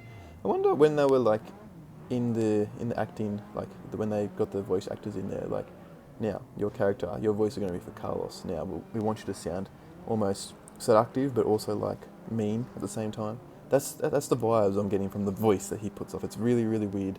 All the voice acting is a bit how you're going in here, especially Biggie's. Biggie's is a bit freaky the way he talks, and I don't know where I'm driving. I don't think I'm going to be able to catch the 2 Lancers ahead of me. The main thing is that Carlos is behind me, and he accepted a bet when my car is much better than him in his class. The Subi, it's not too bad on the circuits. I mean, I'm not really doing it justice now, but in the sprints, it's no good. But hopefully, I can at least beat Melody again I think she's in a 3000 GT. I mean, then we have to catch up to the 2 Lancers in front of us. This point-to-point race here that's hosted on Carlos's turf is probably the most interesting race, I think, from playing through the whole game. It's better than, for YouTube-wise anyway, because the circuit race, they're usually pretty long and whatever, but the point-to-point, it's good, goes through the whole track, and, it's over quickly, which is good for our YouTube brains, because, of course, it's very hard for any of us watching YouTube to, stay focused and stay entertained. So I've tried to edit this, most of the races, to keep them as entertaining as possible, but the point-to-points are pretty fun. So I usually leave the whole thing in there, and I tried to get back, and do I get second? No, because I can't drive. It's okay. We won the bet. We didn't win the race, but we won the Props to you, senor. We beat Carlos. We got plenty of money. Now we have so much money. We have so much money we don't know what to do. Now we're in a sprint race. And it'd be interesting to see, I picked the Impreza again. I didn't learn. And now I'm betting with Jack, who's going to 3000 GT. And we've taken all of his money. He only wants 13,000. So it's not too big of a deal if we lose this race. But now, watching this back, because I played through the whole game, I know the Impreza's no good. Well, okay. Forget I said that, because it's so stupid. Last race... Oh shit, that's Jack blitzing past me. Last race, in the other sprint race, I was up against 3000 GTs, and I had no chance of catching him, even on the start. And it's more like what just happened there. And we're going to get Jack here. We're going to merge in front of him here. No, he's got us again. Oh, Jackie boy. That is not ideal. Not ideal at all when we placed a bet against him. At least it wasn't a massive bet like against Melody, where we lost a fair bit of money. It wasn't too bad, because we got that money back from Carlos anyway.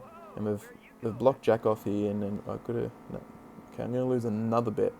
This has not been ideal. I mean, actually, to be fair, it's not too bad. We did win $100,000 last race, so losing a small bet like that isn't too big of a deal. And if we bust Jack up, it's not really too big of a deal either, because he had plenty of respect with him. And we thought it was time to buy a new car, did we? It looks like I'm looking at the Lancer. Nearly bought it. 50,000 is a lot of money. I mean, not when you have $500,000, I guess. It's not really that much money. But we didn't buy the Lancer. We just had a look. You want to take me on again, bro? Those cars so tight you couldn't put a paper between them. So how about a bet, huh? Yeah, sure. What we waiting for? We got the big bet against Popper. We did the pink slip with him, but we haven't done an actual race and bet against him. As you could see, he wanted a large amount of money. Yeah, I'm not sure why I went in to look at the Lancer there and didn't buy it, but obviously I was definitely thinking about it. But this race is, pretty important because we've lost 2 bets, so trying to get that money back that we lost from the bets, mainly from Melody's first race there when we lost like nearly 80,000. But here, if we win this, and looks like we will, because the guy we placed a bet against is nowhere, and I mean nowhere to be seen, and we're out in front here in the point-to-point. But Carlos has put some pressure on us, and for some reason he didn't want to overtake me there. He just wanted to give me a bit of a nudge at the back, and now he tries to overtake me, but he goes in a bit too hot there, poor Carlos, and looks like we're back in front, which is good. We're in plenty of money, and yeah, I think as you can see, the 3000 GT is sort of much better than the Subi. It's for this class anyway. I think this probably is for the lower classes one of the best cars in the game. That tied with the Lancer, between those two, is pretty good. I think the Lancer, it's got like unreal acceleration, but it's lets down by the top speed in some of the longer the tracks, the longer straights. But probably a track like this probably wouldn't have done too bad. But luckily I'm not versed in any Lancers, so I don't have to worry about that, and use all my NOS towards the end there, just absolutely blitzing towards the end, which is fantastic, and we won plenty of money. Alright, enough. Guess you won and I can't do nothing about it. You are real sharp. And Popper has also rung us for a pink slip race here. Let's get real now. You wanna race for pinks? Now you're making sense. Popper in the Acura, hopefully he can be a little bit more of a challenge compared to the last time. I mean, it's not looking like that at all. We've just blitzed him at the start. We've absolutely blitzed him at the start here, and hopefully we can stay ahead. He nearly spins out there on the first corner. It's almost just like the last pink slip race we did with him. And look at us pulling away. The Acura has no hope against our 3000 GT, and we looked pretty confident towards the end there, so we did a little spin there. But yeah, we won a pink slip to end off this episode. Hope you guys did enjoy the episode, and I'll see you on the next one. You're a demon with a... The guys say they're happy to go up against you for pinks. Alrighty guys, welcome to the next episode of Juice on the PS2. We are maxing out our 3000 GT for Class 4 in preparation for this. Yeah, why not? Ready to lose your car? A race for the pinks, huh? Or do you want to run scared? You and me, now we race. So in the last episode we got 600 respect for Carlos. That means we can pink slip the toughest racer in the game. And he started off with a Skyline, and I was pretty confident that we could beat the Skyline, because it's not really a good car. It's a cool car, definitely looks cool, but in my previous playthrough I used it, and I didn't think it was very good. I just wasn't very good with the car. So it's probably my fault, but I probably took it for granted here, and I also can't drive with this 3000 GT. So I was a little bit concerned, because this is probably one of my favourite cars in the game, and probably between this and the Subi, once we get to the higher classes, is definitely my most used car. So I really didn't want to lose that, and nobody wants to lose the pink slip races, obviously. So it's not looking good here. Carlos is getting pretty well ahead of us here, and we're trying to catch back up to him. As long as we haven't done a race on this exact circuit as well. This point to point is done fairly often. I've done a fair few races on it, so I should know what to do. But this part coming up here, where it's a bit more closer and not that stupid bit of dirt that we can always run off to on the side, is sort of my strongest point. Or either the AI is just really bad at this part of the track. I'm not really too sure, but either way, maybe I'm a little bit better. Carlos is terrible at this part of the track, or the entire AI, and we managed to get back in front. Because I guess the Skyline's not a very good car, so I'm surprised that he was ahead in the first place anyway. But Carlos was putting pressure on me right to the end, and then my driving wasn't helping, and we just come away after win, which is very lucky. How the hell did you do that? Winning my wheels, my car! Just a bit of advice. Take care of my car. and watch your back.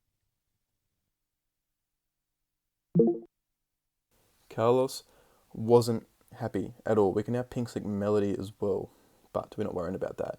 We're going to go straight to Carlos. We're going to do a sprint race with the Lancer. I was a little bit concerned because I knew the Lancer had very, very high acceleration, as you can see here. So I was pretty worried, and I have a reason to be when I can't drive like that. But the reason why I went into the race is because the previous races I did the sprint races in Class 4, the 3000 GTs were better. So I was sort of hoping that we can take Carlos down here with my 3000 GT, but we didn't do too good in the first heat because I sort of got stuck on the side there. But luckily, the top speed of the Lancer is no match for the 3000 GT. We managed to get him in the second heat. Now all I have to do here is not hit the wall and just basically stay straight, and I can beat him because it's definitely faster as long as he doesn't block me off somehow. And we've managed to get ahead of him, and once you're ahead, you have pretty much won. It sort of catches up, and then once the NOS runs out, it just hits top speed so much earlier than the 3000 GT, and it just blitzes him just like that. We've gone from 600 to 900, or nearly 1,000 with Carlos, and we're going to pink slip him again.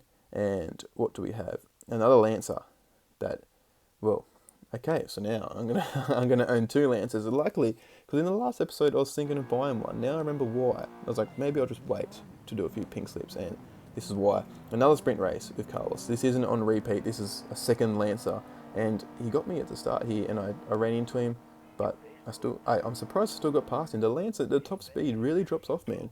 I'm telling you, and this is sort of a bit broken how easily I can get my respect up with Carlos. Once you can pink slip against him, all you need is you need to win 2 or 3 pink slip races against him, and you pretty much got him. And look at that, just blitzed him. I probably don't even have to use NOS, so I can probably take this Lancer on. It's just not as quick as a 3000 GT. If he pink slipped me against another 3000 GT, that would be an interesting race. I'm not really too sure what would happen there. And we still managed to get in front of the Lancer. And now we own 2 Lancers. And in the last episode, I nearly bought one. It was worth $50,000, and I've just won 2, so I've saved $100,000. And I tried to do a cool burnout, but I failed. He won the last race there, but too bad. We have still beaten him. Now we can host probably the best guy in the game, and he gave us a call.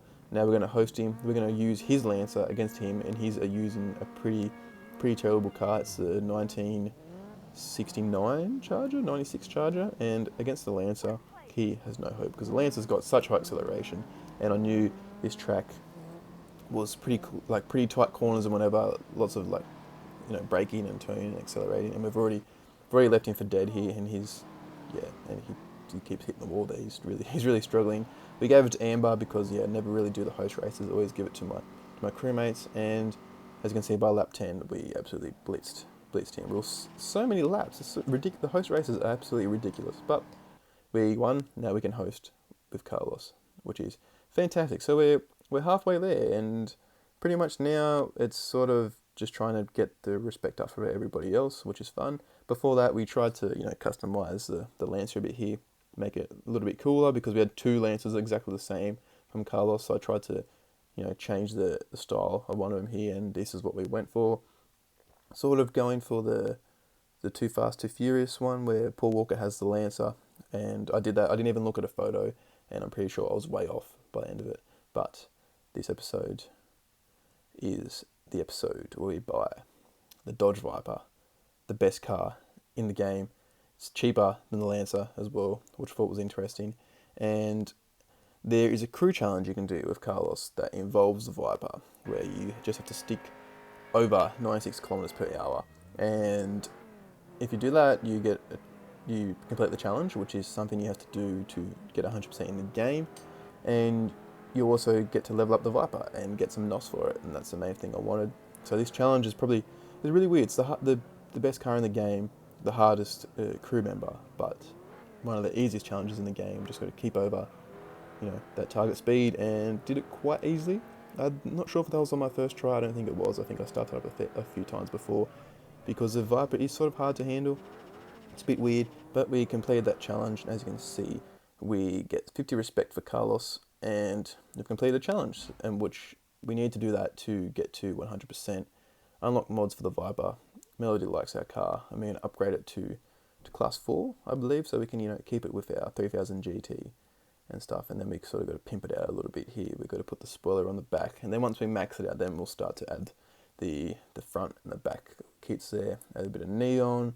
We don't want a green. We've already got all of Carlos's car because we destroyed him. We've got all his green cars, so we try and make it a little bit different.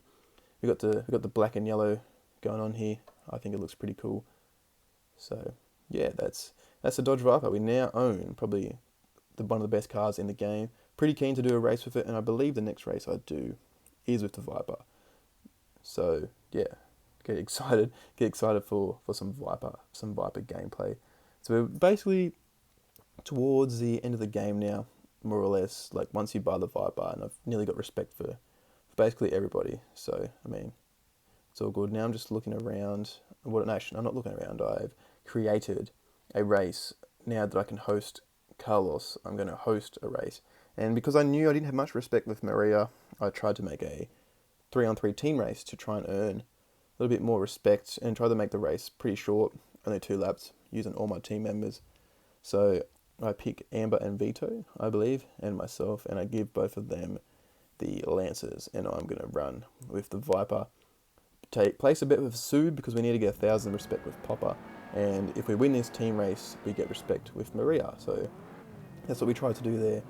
So look at the acceleration on the Viper, just unreal. And we've got Vito and Amber at the front with the Lancers. That nobody's catching them. It's really weird. If you enter a race with the Lancer, you're always at the front of the grid. I don't know why. It's so random. I don't know how it decides what car starts first, but it's so random because it doesn't go by horsepower because the Viper's maxed. It's at 499 or 399, whatever it is. So it doesn't go by that, or else the Viper would be at the front. So I'm not sure why it just always puts the Lancers in front. So it's basically a free win as long as I can stay in front of 5th and 6th place there, and it looks like I'm doing that quite comfortably here. And it's really good to do a few races with the Viper here, test it out a bit before we bump it all the way up to class 1, because once we get to class 1, it's pretty crazy, crazy to drive. And we use the NOS here. It's hard to keep it in a straight line even. As you can see, I'm swaying around here. But luckily, the race ended. We won. We got a little bit of respect for Maria, a little bit of Popper. It was a pretty successful race there. Improved everyone's driving skills. We punted Sue around a little bit. And yeah, but basically we have pretty high respect for everybody except for Sue and Maria. And Sue, we need to do show-offs. And I think this is the first show-off you guys will see on this channel, and the first show-off I've done for this playthrough. So I was a bit rusty in the show-off, and I thought I'd show off the Skyline because it's a pretty terrible car to actually try and race with, even though we nearly lost the Skyline. We nearly lost against the Skyline in the pink slip race, but I just can't control it or do show-offs. I was trying to do a 360 there, but that didn't work at all. The show-off modes, I guess they're pretty fun because there's no real pressure in the show-off races. Like you don't have to try and race really fast. You sort of just muck around, drift around. I was trying to do some donuts here because that's the bonus move. That's the best way to get a higher score. Try and do donuts, but some cars just doesn't let you do it. I was trying to hold the handbrake, do it in forward, try and do it in reverse. The Skyline wasn't having none of it. There's probably like a gearhead reason why. It's probably like because it's rear-wheel drive or front-wheel drive or some shit. But for me, I have no idea. So I was just trying to do a donut with it. But we got the bonus move there, which is just a simple drift, and we tried to do a 360. Does that count? No, that wasn't a 360. We tried. We nearly did it. As you can see, I've only got like 6 respect here, so we're not doing too good here. And the bonus move here is a bootleg turn, and I still don't actually know how to do a bootleg turn after playing this game for all these years and whatever. But you don't really need to know how to do it because you only have to do a few show-off races to get max respect for Sue once you have a decent car. And we actually got a mega wipeout there, which is a little bit unfortunate because you try and keep a combo, so that's how you get the highest points. We did pretty good there. We did the top speed and did a bonus move, tried the 360, couldn't pull it off. I don't know how that wasn't a wipeout there, but we'll take it. We don't want to wipe out. I think I'd try and do another 360 here because the bonus move. And then that one was that was a pretty poor one. And yeah, so the shots, they're pretty chill. You just hang out, you just hang back, relax. We managed this. That was a 360. We did it. Too bad it wasn't a bonus move. But I don't think you can do donuts in this car, unfortunately. We're starting to get the respect up a little bit here. The higher score we get, which is really good.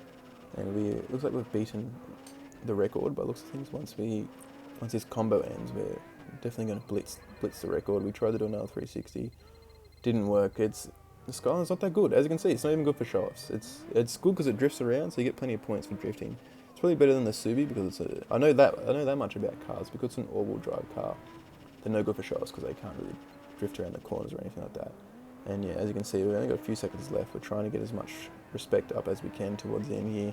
Just going to go in high speed to try and raise the score. We managed to do a max speed 360, which gives us a nice combo, and that boosts us all the way up to 175 respect, which is great. We got pretty lucky there towards the end. And speaking of the end, it's the end of the episode. Hope you guys enjoyed. Bye. Alrighty guys, episode 10 of Juiced. We've hit double figures. How crazy is that? I can't believe we've hit double figures. I've really enjoyed doing this series. It's been really fun. It's been good. It's been my return to YouTube for 2020. You guys can thank COVID for this, or else I probably would never have, got my PS2 out and really enjoyed playing this game. But, here we are. We have Juiced on the PS2. We are upgrading our Skyline. We made it look like the Paul Walker Skyline from Too Fast, Too Furious. Can't really do, make it look exactly like it, but this is the best we could sort of do. We've still got the grey and blue colour scheme, so I guess you can sort of see what we were trying to do. We did a show-off trying to get 1,000 respect. We've hit 220, and if you've noticed, the score is going up, but no more respect than 220, which, isn't ideal, but look, 220, it's good. All you have to do is 5 show-offs and you have 1,000 respect. With Sue, it's sort of good, because or else you'd probably be able to get 1,000 respect in one race, which makes it a little bit easier. Well, not easier, a little bit more difficult, a bit more of a grind, but it's still easy. Like, that's the point. But anyway, we're here in a point-to-point race. We have blitzed everybody else off the line because we've got the 2 Lancers in front and also my Lancer. They're just ridiculous.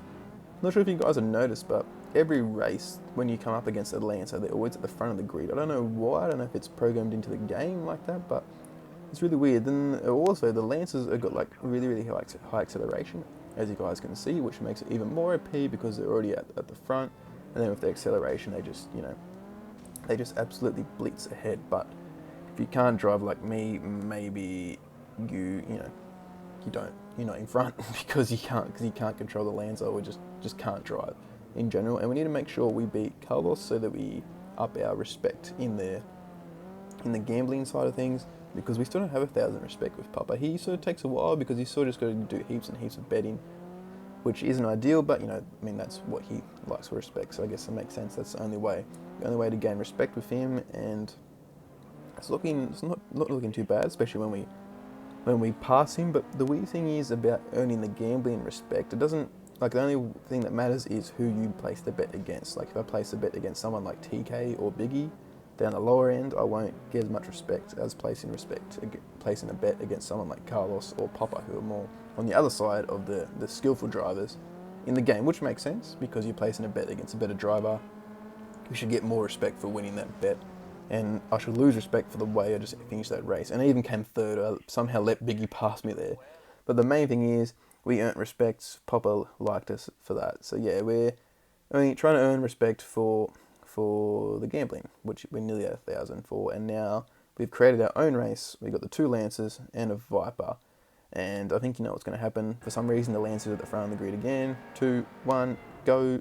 Look at the Lancers, speed away. And the acceleration on the Viper is unreal as well. I'm pretty sure, was that a 3000 GT I blitzed past, or a Firebird? I wasn't too sure, but either way, even the Viper has unreal acceleration, but at least it didn't put me at the front of the grid like it puts the Lancers. It's so weird how it does it. But yeah, Vito and Amber are running away with it, which is what we want, and the better lead we get, the more respect we get for the team racing, which is ideal, which is what we're going for. That's why we're doing these events, and also to upgrade our Viper a little bit, unlock a few more classes for it, so hopefully we can get to Class 1, and then show you the Class 1 gameplay of the Viper, which you will see in the next coming episodes. But for now, we're keeping it in Class 4 so we can race it, with the Lancers and with cars like basically after Class 3, it's only the Viper, the Corvette, and like the Charger. There's the only 3 cars in the game from Class 3 onwards. There's a few that sneak into Class 3, but basically Class 4 is sort of the top, sort of the best of the rest, more or less. So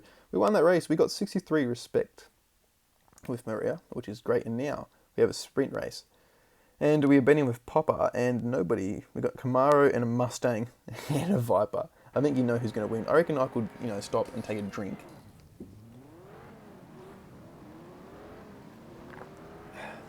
It's good water. And come back to it. And we can see that the Viper has absolutely blitzed him. Didn't even use NOS. My character in the game could have stopped and had a drink and still probably won that race. Then we skipped to the third heat. We started off in third gear and we still had better acceleration than the rest of them, and we absolutely blitzed them, which is good. We're getting heaps of respect. Not that we need it for Biggie, because sprint racing is probably the main thing that we've been doing. But get an extra 100 respect for Biggie. We're nearly up there in respect for Popper, which is good. We created another 3v3 team race. This time we gave it to everybody because I wanted to do it for 12 laps, and I wanted to see how far ahead we could get. And maybe that would be a good way to earn respect. And as I saw that Sue's came off with some pretty shitty cars, so I was sort of hoping we can gain respect. And I was hoping that the more laps you do, the more respect you get. But it doesn't look like it's any different. The last race I did was only 2 laps, and we started off at 45. So it doesn't look like 12 laps compared to 1 lap makes much of a difference. So my plan was to have Lee walk away for a bit, just to try and get respect. But when Chief does that, luckily I didn't walk away, or I was sort of wasting my own time, because I was going to walk away and let the 12 laps pan out and see how much respect we can get. But when Chief does this, like, the AI is good sometimes, and other times they're really bad. I don't know. I have no idea what happened there. I wasn't about to, try and stay around for 11 more laps and see if Chief could catch up. And he probably wasn't going to catch up, so I just thought I'd cut my losses and just quit there instead of wasting my time. And then we went into another team race. Here we have Vito and Amber in the 2 Lancers, I believe. I think Amber had the 3000 GT there. I forget what car she had. But either way, we are in first place because we're in second and fourth. So we can stay like this, and we will win the race and win respect with Maria, which is the ultimate goal. Who's the only last person that we don't have much respect for. So that's why we're doing this, and we're on to the third lap, and it looks like Vito and Amber kept their positions, which means we will keep the respect. And the weird thing is, it says 15 respect there, but I remember before I started the commentary, I had to look through the footage that I'd be commentating over. It said 15 respect, but then, as you can see, we got 63 respect with Maria, which I don't really understand, but, I'll take it. And now we have a 3v3 team race. I thought I'd give Chief one last chance to see what he could do. And we gave him the 3000 GT, by looks of things. Amber and Vito in the Lancer, and we're absolutely blitzing Papa, who has picked some pretty terrible cars. So it's looking like we can win. We're not earning too much respect, which is weird. I don't really understand how it works. We're only getting 25 respect for being in the lead in a team race. It doesn't make sense sometimes, this game, which, isn't ideal. But it doesn't matter. We're still earning respect, we're still winning races, and we're still enjoying the game as a whole. But it sort of just gets a bit tedious grinding towards the end of the game, trying to get 1,000 with everybody.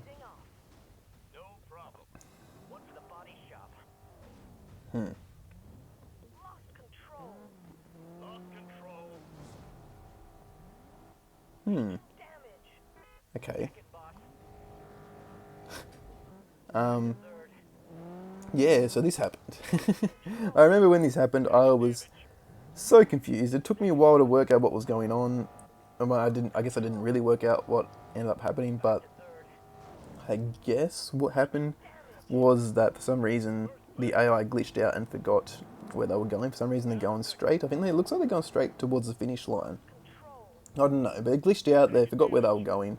And then the positions didn't change. Like, it kept resetting Amber, and it kept her in first, but it keeps resetting her. As you can see on the map, she's in first, but she's actually behind everyone. So I don't know what happened here. Then she just keeps resetting and keeps running into everybody. which is random, really random.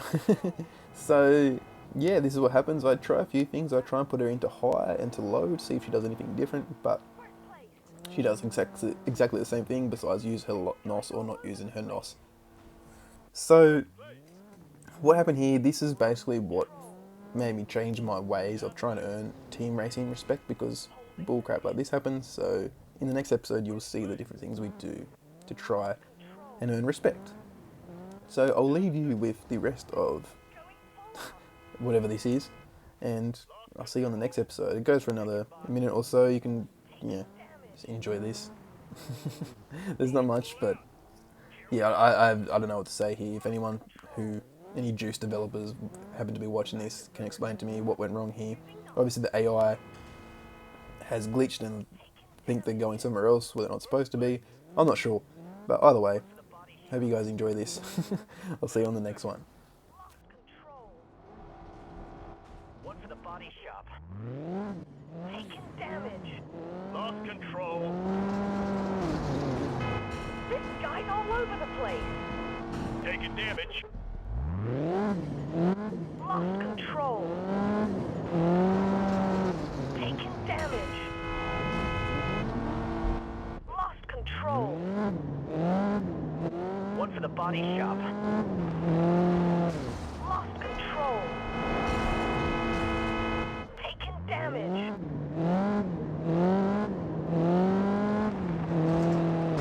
Lost control. Taking damage. I'm in trouble here. Taking damage. Taking damage.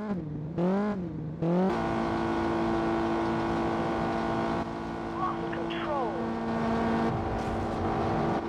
Lost control.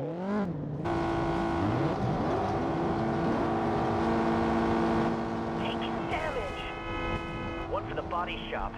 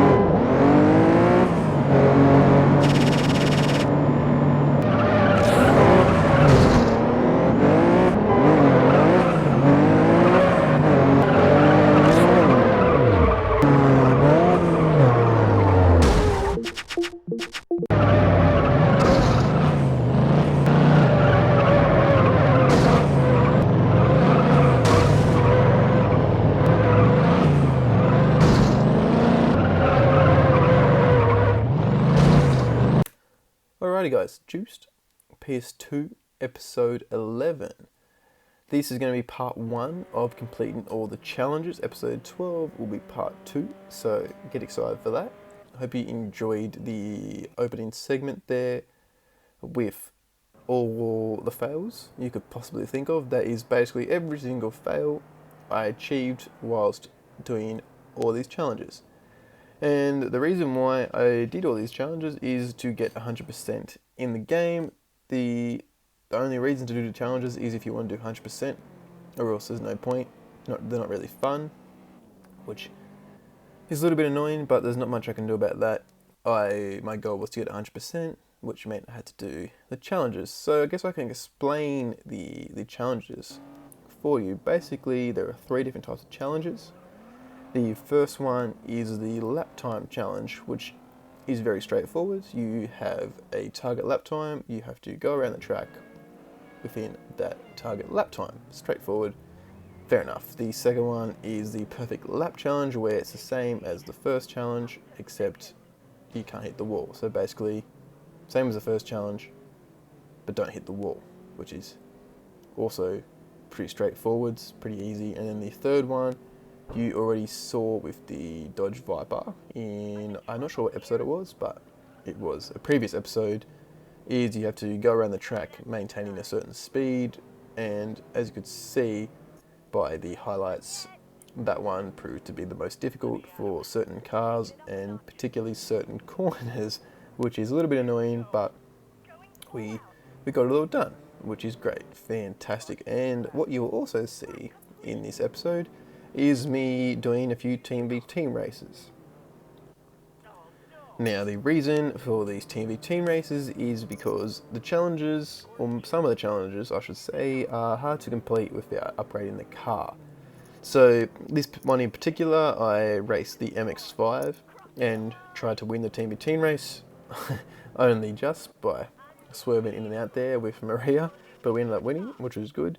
The MX-5, I wanted to upgrade the MX-5, to get some NOS, so I could use it to complete this challenge here with the MX-5. As you can see, using NOS, we blitzed the challenge in over. We had to do 55 seconds, we did it in 48. Fantastic. So yeah, it just makes it easier just doing a quick race, a quick team to team race, 2 laps. Upgrading the car, putting the spoiler on. The spoiler increases handling. So that's pretty important for when you have to do a lap time challenge. So I thought that was important. So I made sure I at least did one race so I could upgrade the spoiler and get NOS. And this is one of the Team v Team races we did with the 350Z. We skipped to the second lap. We put Amber into low because we thought that might help us, try and overtake. But Marie ended up overtaking us, and then I ended up sneaking into 4th, making my teammates look worse than me, which is, what you want to do. It's got to be done. So the team races, they're good and also bad because we end up losing respect for Maria there because we lost the Team v Team race because the 350Z was too crap and didn't have any NOS. But now that it's got NOS, we complete this challenge for Biggie. Pretty easy. That challenge there in particular was pretty long. Most of the challenges involved, completing a lap, and most of the tracks, one lap usually goes for about a minute, if that. But that one in particular was pretty long. But anyway, we got it done. And this one with the Lancer, we have plenty of experience with this car, so we managed to complete that challenge fairly easy. Like most were easy.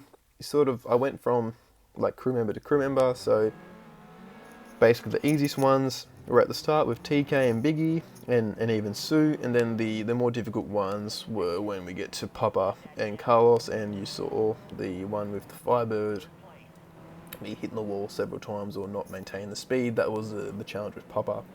But you'll see that in the next episode, and then we'll get to more in-depth of how annoying and difficult that challenge was in the next episode. So, get excited for that. Or, if you're watching that in the future, click to that, I guess. Either way, you'll be seeing it eventually at some stage. And here we have the Golf, another Golf, I should say, the Mark IV. It's Mark something. Either way, it's a Golf. It's not as good as the GTI, of course, because the GTI is the best car in Class 8. But this car was really fun to drive. I really enjoyed racing this Golf. I don't know why, it was just fun. I really liked it. If I ever do a playthrough again, I will definitely be picking up the golf. Well, this golf. Probably both golfs if I want to do the playthrough again.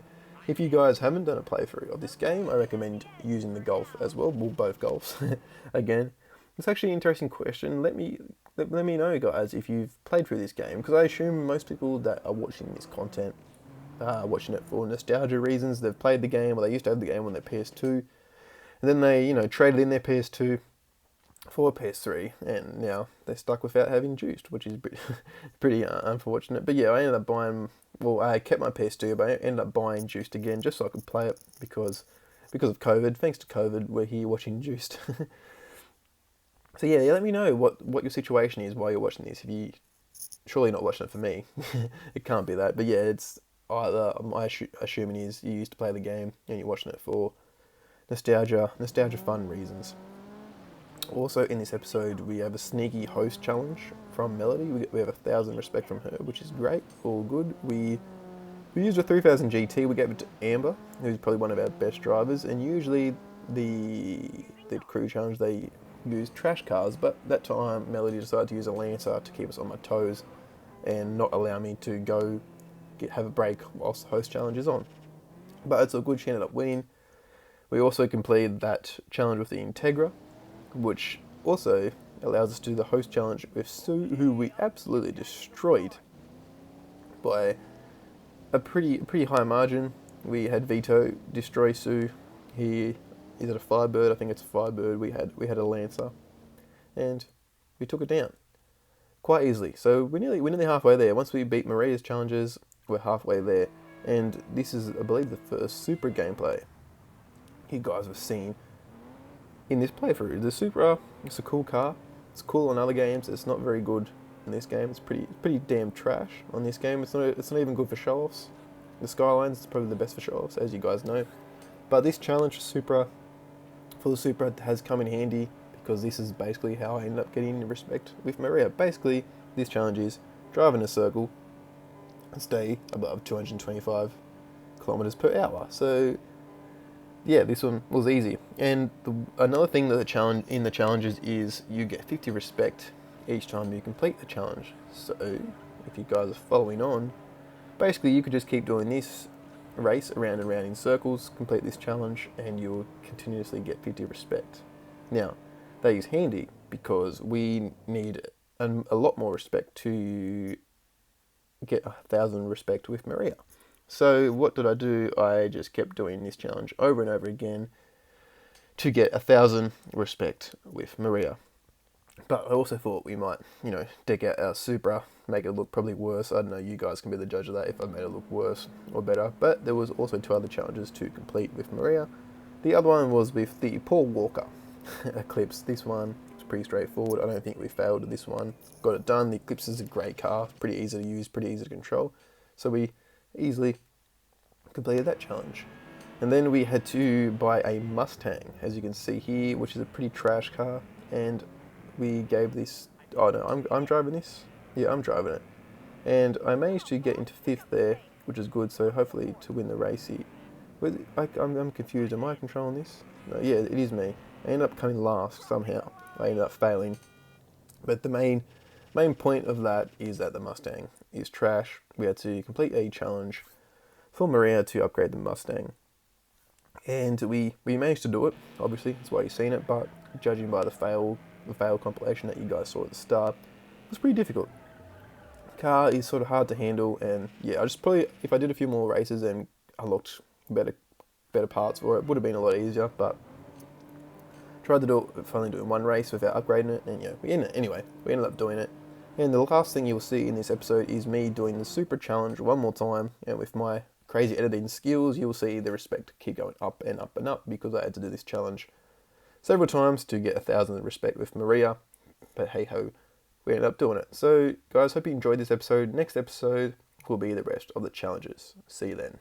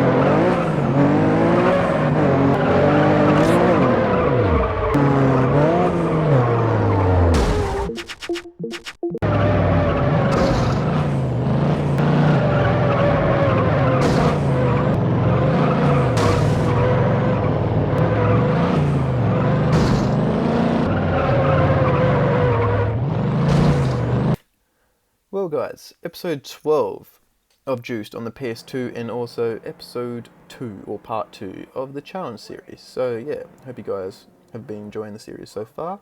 And the challenge series is a little bit boring, so I thought I would, do some Google surfing, or mainly Wikipedia surfing, and look up some, trivia and some sort of fun facts about Juiced on the PS2. So I thought I would share that with you guys. I'm going to go to a different screen, so I can't see the preview, I can't see what's going on. But either way, we're reading a few forums here and stuff about Juiced.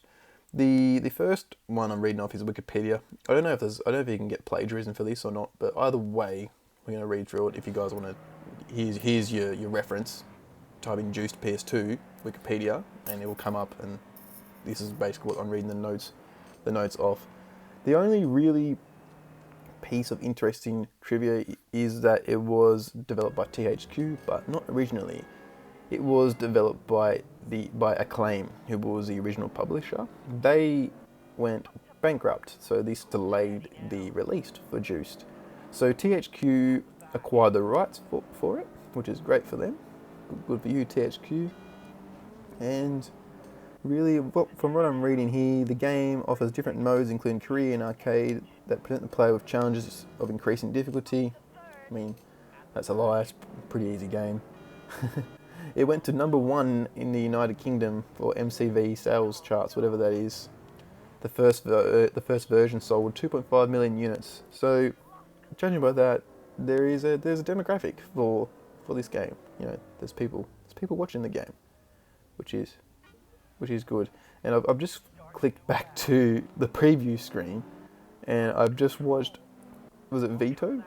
Absolutely ram into my bum hole as I was holding up Melody or Maria. Either way, I just coming back to that, I must have slowed down so that somebody could catch up, and that ended up happening. I think I have to slow down again here because it's absolute chaos here. I end up nudging Amber forward. Oh no, I'm going to slow down again so that who's in 6th, so that Amber can catch up because she spun out. What a crazy race. She ended up resetting, and she's too dumb to overtake us. She had to go really slow around there. But anyway, we ended up, passing. We ended up winning that race. That was crazy. Anyway, back to the trivia. Yeah, the main thing is that Acclaim went bankrupt. And then what else? I found a few other interesting things. I'm not sure if this is true. This seems a bit sus, but Juiced was first under development as Lamborghini with an official license at Rage Software.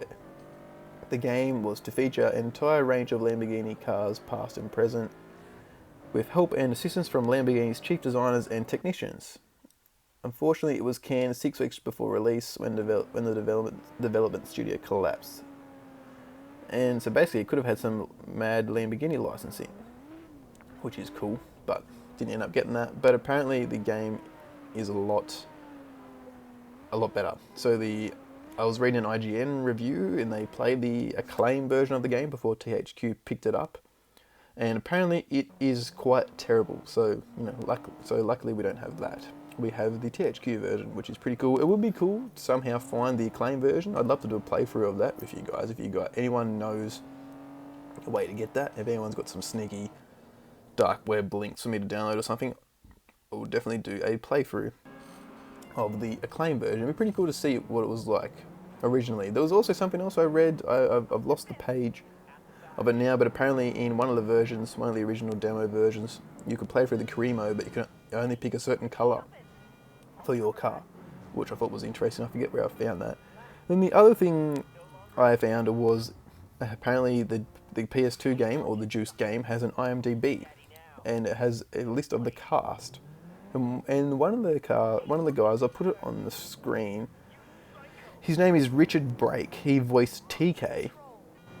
And funnily enough, he's been in a few movies. The only movie I know that he's been in is Kingsman. He was the interrogator guy, which is cool if you guys remember that scene from the movie. But he actually looks like TK, slightly. Maybe it's just me, I'm not sure. But I'll put a picture on screen for you guys, and you can be the judge of that, whether you think he looks like TK or not. But either way, I thought it was pretty crazy how he looks like TK. And then the guy that was a voice actor for Jack sort of looks like him. He has a slappable face like Jack, judging by that IMDb picture. Sorry, Martin Sherman. No you have slappable face. I'm sorry, but yeah, they were the only 2 cast members that actually have pictures in IMDb, so that's the only 2 people I can sort of compare to. So yeah, that was pretty cool. It's pretty random bit of trivia. And the only other thing I saw was there was a person in the IMDb in the cast. He was the voice actor for Jerome Williams. I've 100% of the game. You guys will see by the end of the game I get 100%. There is no character named Jerome or Jerome Williams, so I don't know what the go is there, why he's on the IMDb page. Has this guy, Arif S. Kinchin, just come on IMDb and submitted it himself and just pretended that he was a voice actor as Jerome Williams? I don't know. Really weird. Maybe he was a crew member that was cut, or a crew name that was cut. I'm not too sure. That's a little bit of fun trivia for you guys. Hope you enjoyed. And going back to the gameplay here, I can see that we have finally nearly finished all the challenges. We are now up to Papa, and we're about to do the challenge for the RX-7 and the NSX. In the RX-7 challenge, we finished quite easily. That was an easy one, but coming up is the NSX challenge, which was hell. Go back and look at the start of the video and see how many times I've failed this challenge. There is 3 corners that are very hard to maintain the speed with the NSX, and all 3 corners are at the end of the lap, so you have to go through the entire lap before you get to these corners to try and pass them. It's this corner here, the second last one is hard, and the last one is definitely the hardest. I managed to do it. Took me several tries, but I managed to stay above 96 kilometers per hour and complete the challenge. So yeah, basically there's just the 2 challenges for Carlos left. We already did the Viper challenge, so there's just the MR2 challenge and the Charger challenge. After that, we've completed all the challenges, which means we're very close to 100%. We just have to do, I believe, another show-off, and that's it. We have 100% of the game. So next episode, you will see us get to 100%, so stay tuned for that. If you watch it in the future, you can just watch it now. So yeah, either way guys, I'll leave you with the rest of the gameplay. I hope you've been enjoying the series so far, and hope you enjoyed that little bit of random trivia. You can look it up for yourself, just type in Juice PS2, and that's all the info you can get. There's not much info on the game, which I thought was weird for a game that sold 2.5 million units. There's not much info at all on it, but either way, that's all I could find. So yeah, anyway guys, hope you guys enjoy.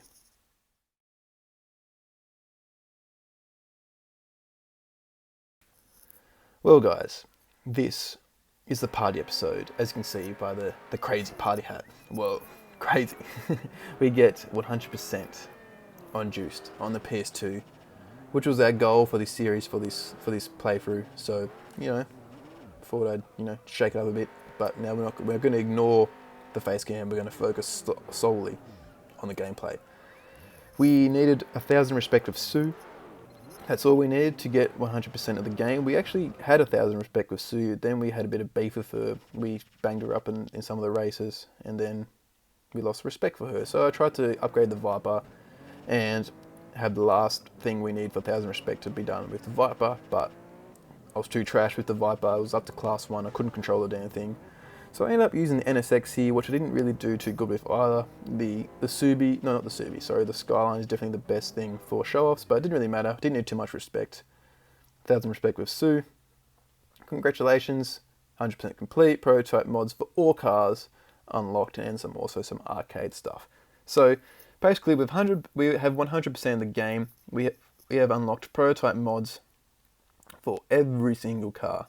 So the first thing we do is we get the Viper to the absolute max, of course, and that's basically what you'll see. You'll see me racing around with the Viper, the best car in the game, the quickest car in the game, the hardest car in the game to control. So basically, the rest of the gameplay you'll see from me, guys, is me messing around with the Viper. So I hope you enjoyed.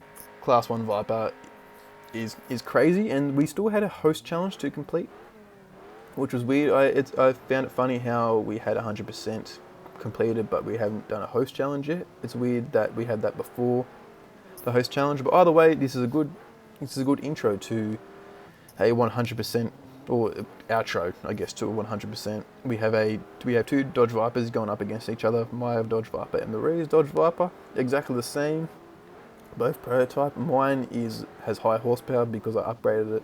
The AI actually doesn't do that. which I thought was a bit funny, but this was a very close race, and my first time sort of using the Viper in Class 1 in this playthrough, so I was a little bit nervous. I didn't want to lose the host challenge either, which meant I would have had to do a bit more racing, so I was sort of hoping that I'd definitely finish the challenge. But yeah, I'm just racing here with Maria. This is probably one of the easier tracks to use the Viper on because it's wide, and because the Viper, it's just so powerful, it sways around, moves around a lot, so this is sort of a good intro race for using the Class 1 Viper, which was good. And it's just so difficult to control, it's crazy. If you guys have played through this game, you guys know what I'm talking about, but if you haven't played through this game yet, I definitely recommend getting the Viper, putting it in Class 1, and just trying to race with it, because it is frustrating, I'll admit, but it's also fun and satisfying when you win a race with this Viper, because it's just so hard to control. We end up blitzing Maria towards the end here because, like I said, this track is very wide. As you can see, not that it matters there, I just keep hitting the wall side to side, even though we have so much space. And I'm getting a bit worried about Jack. He likes us a little bit too much now. I'm getting a little bit too worried. In the last episode, we saw what the real Jack looks like, and I don't swing that way. Either way, Jack, 3,000 respect with him. But yeah, the rest of this episode, I'm basically just taking you through the stats and the rest of the stuff that happens. And then the final episode will just be some races with the Class 1 Viper. So this is a few of the other menus in the game that I believe I haven't showed. This is like a respect graph, which is pretty cool. It's cool to add it into the game. It's quite random, but hey ho, it's here. Obviously everything's going to be above 1,000 because everyone froths us, and the rest is just, there's a lot of stats here that we can look at. Obviously the Viper is our most valuable car. Huge value. It's a Subi. We had a lot of prototype mods on that as well. Those are the main things that we can see here in the value wise. And the least valuable is there's a car, the CRX is worth 1,000. That's all it's worth. That's crazy. The Viper's worth like 200,000 and the CRX is worth 1,000. We spent the most money on the Viper because the prototype mods were like 200,000, which is crazy. So yeah, it's really cool how the game offered all these stats here. The most winnings with the Viper, I know it's not, yeah, the GTI. I was about to say, we probably did the most races with the GTI. I didn't think the Viper would have the most wins, but I think that takes into the account bets you've placed. So basically, whatever car you used to bet against Popper, who bets like $200,000 a race, is going to have the highest amount of winnings. And the rest of the cars here, that's just the winnings just from doing the challenges, which also counts for it, which I thought was pretty funny. So yeah, that's the winnings. And then the profit, this will be interesting. Some things will be profitable, some things will definitely not be profitable. But as you can see, the Golf 206 GTI is up there with, as you can see, it's at the top on most of the stat things. It's probably the most used car, and it was all the way back in Class 8 at the start of the game, which is interesting too. So yeah, that's the profit. And the races, that 3000 GT stat is a lie, because there's a glitch you can do in the game, which I didn't really show you guys. There will be a complete full playthrough uploaded to the channel at some stage where you'll be able to spot it. But basically, when they ring you for it, normally, whilst playing the game, you get phone calls all the time for races asking for pink slip races. And half the time I just don't want to do them. I'm focusing on doing other things, and I don't want to lose respect on that person at the same time. So there's a way that you can end the pink slip without losing your car and without losing respect. Basically, there's a screen. It's the betting screen. That's when you can choose to leave the event then, and for some reason you can leave the pink slip without losing your car or respect, but you lose the race, which was interesting. That's why there's so many pink slip races with 3000 GT, because that's the car I just picked. I was in Class 4 for the majority of the game, and that was the first car on the list. Click that, leave. That's basically why 3000 GT was like that. And the rest is just information about the city. So I'm going to leave you guys with that. And yeah, I'll see you on the final episode where we have a few more Dodge Viper races. So get excited for that, guys. I'll see you then. Angel City. Lying on the Pacific Ocean close to the border with Mexico, Angel City is a microcosm of West Coast culture. In spite of its desert climate, Angel City is sheltered from dry winds by cooling mountain ranges to the north and east. It enjoys the best weather from July to September, with temperatures soaring to the high 90s. But by November, it's getting cool and wet. The beach vendors are packing up and the days are getting shorter. For the street racers, it's business as usual. At the present moment, there are 8 crews running in the city, across 7 major districts. To earn the full run of each district, you'll have to gain the respect of every one of these crews. And of course, you'll need cars and a crew capable of winning every type of event.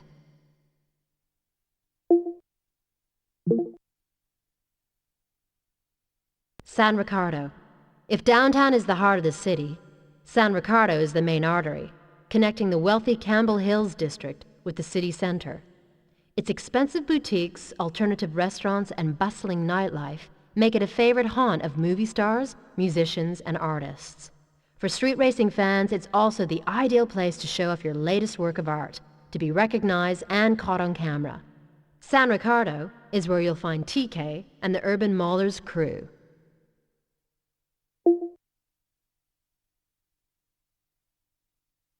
Campbell Hills. Nestled in the cool foothills of the city's eastern mountains, Campbell Hills is home to the rich and famous of Angel City. Amongst the quiet, tidy suburban plots and winding clifftop drives, the local youth pursue one another in tricked-up cars for cash and respect. Biggie Mombasa and the local AWB crew won't pretend to make you welcome in their fraternity, but they will respect skillful sprinting.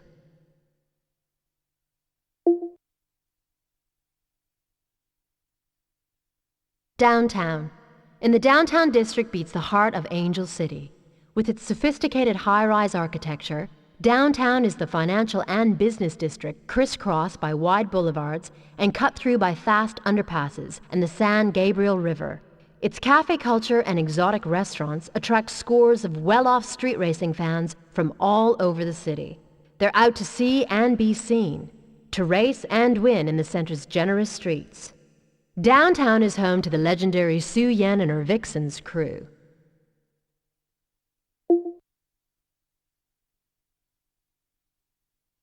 Angel North Central.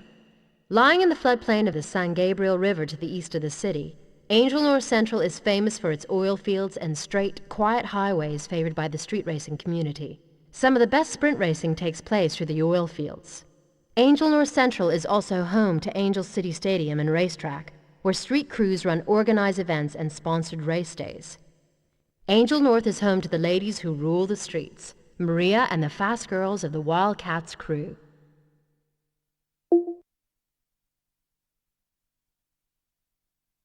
Angel West Side. Angel West Side is the industrial heart of Angel City. With its power stations and chemical factories, it's not the most scenic area of Angel City.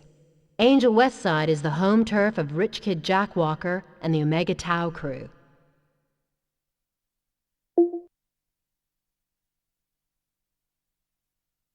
Southside Beach. Southside Beach is the place where Angel City likes to party. It is here that all the city's major parades take place, and when the highways are closed, Southside Beach provides the perfect place for the street racers to show off in public. The straight, fast beachfront boulevards contrast sharply with the winding back streets and hill roads at the north end of Ocean Drive. Here is where you'll find street racing beach babe Melody and her Public Chaos crew.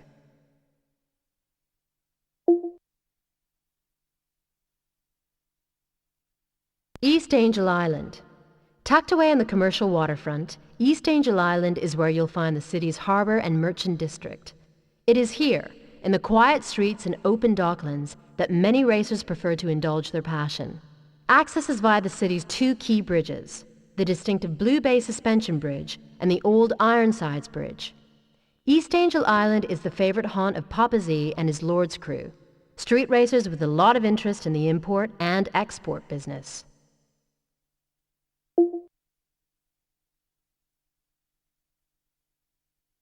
Anderson, one of the toughest hoods in Angel City, and where you'll find one of the proudest and meanest street racing crews.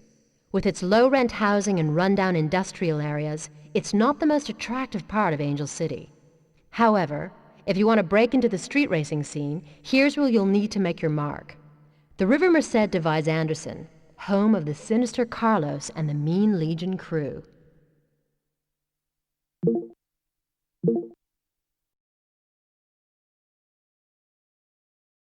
Well guys, we're here. We're at the final episode of Juiced. it's a happy time and it's also a sad time, I guess. You know, I'm happy. Completed the series, got 100% in the game, and managed to get it all up on YouTube for you guys to see. But I'm also sad because the series ended, means I finished the game. So yeah, you know, happy and sad. And we started off the episode straight away with a pretty big deal, straight off a pink slip against Carlos with, you know, the two of the most powerful cars in the game. And that's basically what this episode is going to be about. It's just going to be me using the Viper, and basically this episode is me trying to win a race with this prototype Viper. And you're going to be looking at the screen and you're like, wow, this video goes for, you know, more than 10 minutes. How hard is it to win a race with the Viper? Well, you guys will find out today in this episode. So yeah, it proved to be difficult. We won the pink slip race, but I mean like an actual full-on one-on-one race. Like, not one-on-one race against, you know, other people in the Viper. And yeah, it proved to be difficult because the car is just absolutely ridiculous to control. And before that, I was just giving you some quick stats of the crew. I forgot to show that in the previous episode, so I thought I'd just, you know, chuck it in there real quick this episode. And now we're into a sprint race, again against, you know, all other people, and it proved to be difficult. It's hard to win with this damn Viper because it's just so powerful. And it's so ridiculous on the hard difficulty. If any of you guys have done this, reached the end of the game, got prototype mods on your Viper, is it difficult? Like, am I bad? I know it is on hard difficulty, but either way, it's you know, I didn't think it'd be that hard. Like, usually when everybody's got identical cars, and they literally have identical cars, as you could see off the start of the race there. Somehow I managed to get in front. I don't know how, but I'll take it.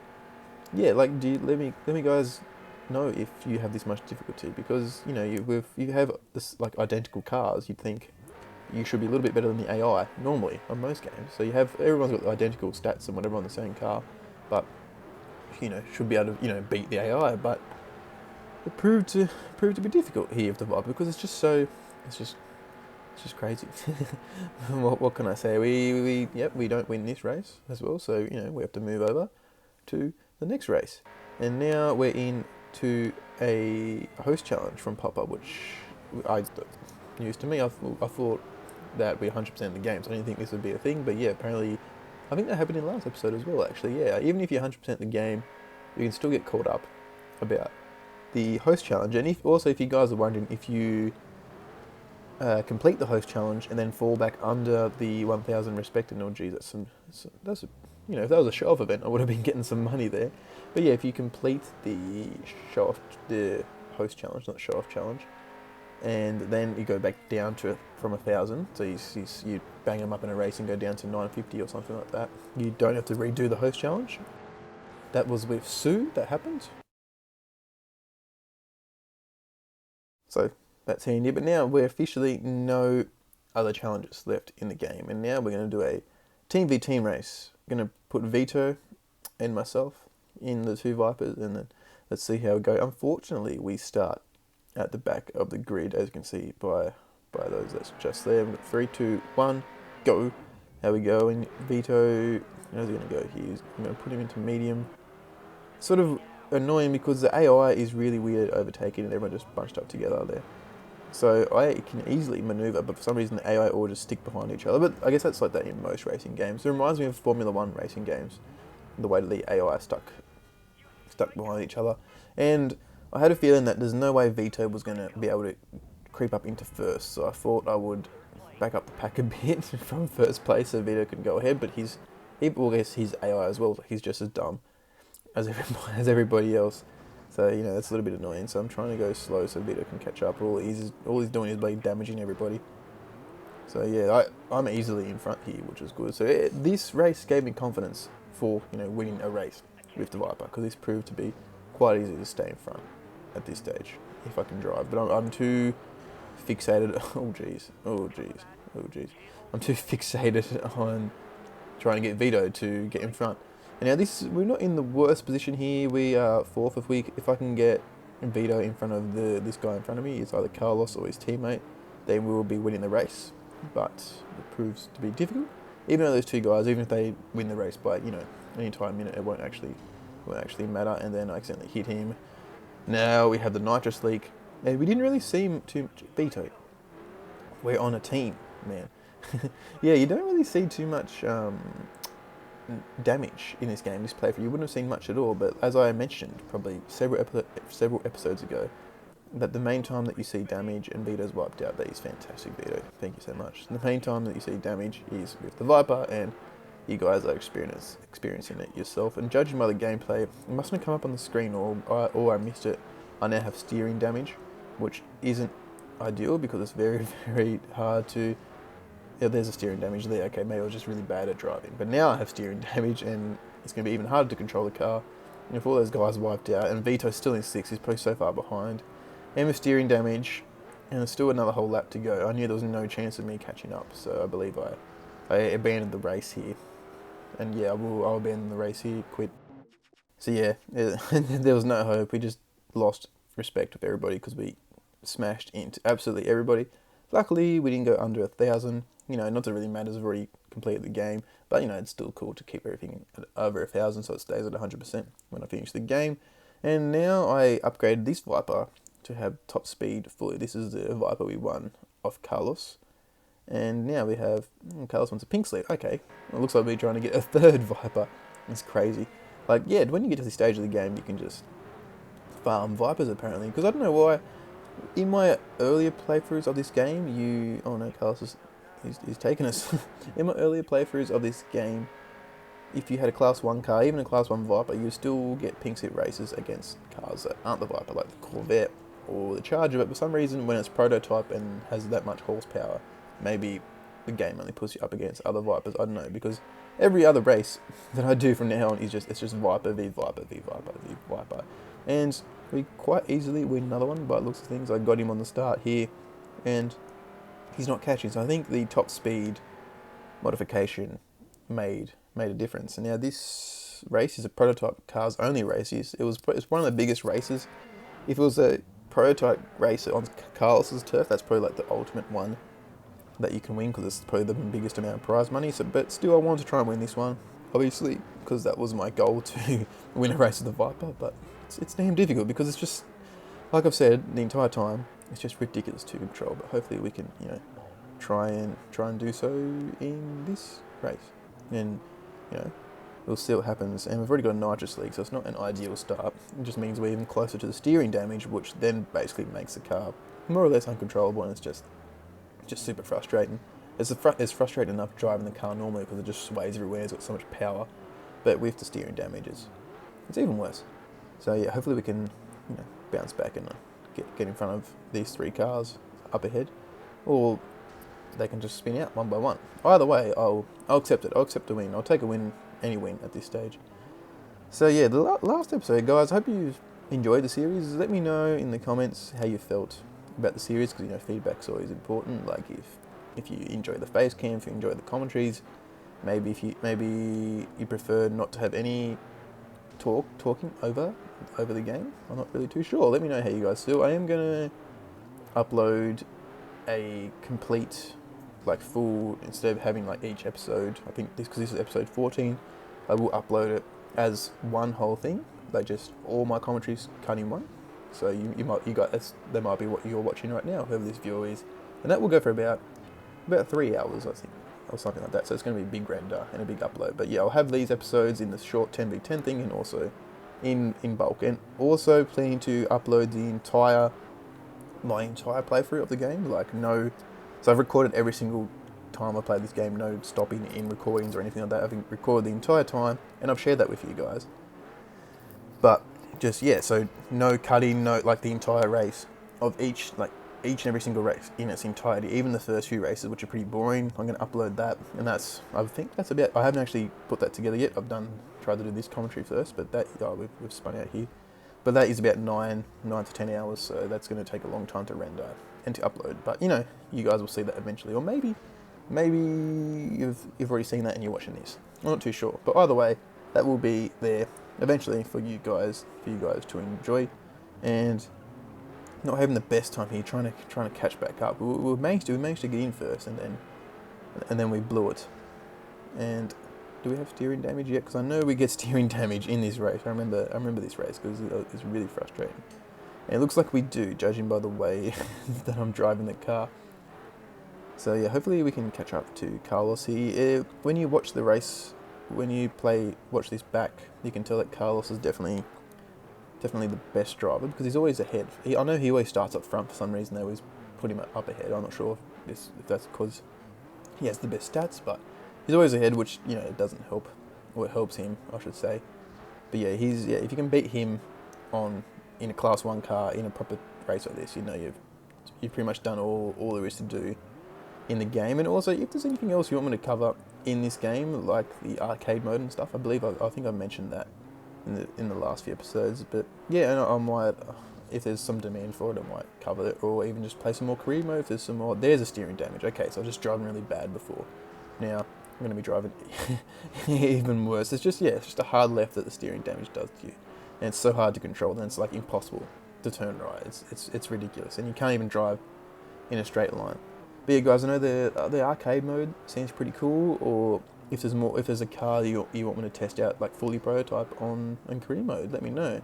Like we'll see the GT, like the Golf GTI might even get like bumped up to Class 6 or something like that. Or the Subi probably goes up to like Class 3, or the 3000 GT.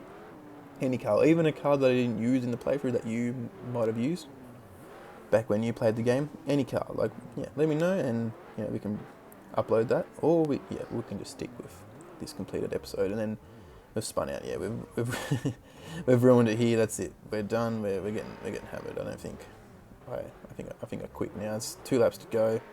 We're coming last. Not ideal. Steering damage. Yeah, it's proven difficult. Maybe I'm just bad. I'm not sure. But yeah, it's all I want to do. This is supposed to be at the end of supposed to put it all into one episode for when I completed the game, got 100%. But I've had to make a whole new episode because it was so difficult to win with this damn Viper in a proper race. Like even the sprint races, I'm struggling for some reason. Actually, I guess that makes sense now that I've given it full top speed. They have better acceleration than me, but even before that, they still have better acceleration than me with the other Viper. For some reason, they have better acceleration, and then with the added upgrade the moving all of it to top speed instead of acceleration, they're even slower. So yeah, that makes sense, but before it didn't. But either way, we're trying to win this sprint race here. Can we sneak in front? If we manage to get out ahead, we can keep it, or not. We're just gonna get absolutely T-boned there. Well, we haven't won this one. We haven't won this one either. Oh dear. So yeah, hopefully the next race after this sprint race we can win. So also, guys, if there's any other PS2 games you would like to see on my channel, let me know in the comments. If there's maybe another racing game like Need for Speed Most Wanted, that would be pretty cool to play. That's probably this and Need for Speed Most Wanted would have to be my 2 favourite racing games. And I know Need for Speed Most Wanted is probably more popular than this, so it'd be pretty cool to do playthrough of the Need for Speed games as well. But yeah, if whatever content you guys want, let me know, and then I'll definitely consider doing so. So we managed to win the last race, but that did not help us. Let's see what we come here. We ended up still come last. I don't think we've actually come better than last in a race yet. Hopefully we can do it in this race. We finally don't see another Viper. So Sue is in Biggie's in a Charger or something, a different car that's not a Viper. And oh my god, it's chaos here. And we've managed to get in front. And spoilers, guys, we do win this race. And I've left the entire race here for you guys, and I'm going to give you the last thing I'm going to give to you guys for this playthrough of Juiced is the entire race without me speaking, besides the first few laps here. So guys, I'll leave yous with this final race. I hope you've enjoyed the series. I've had a blast playing it, had a blast editing it and talking over it.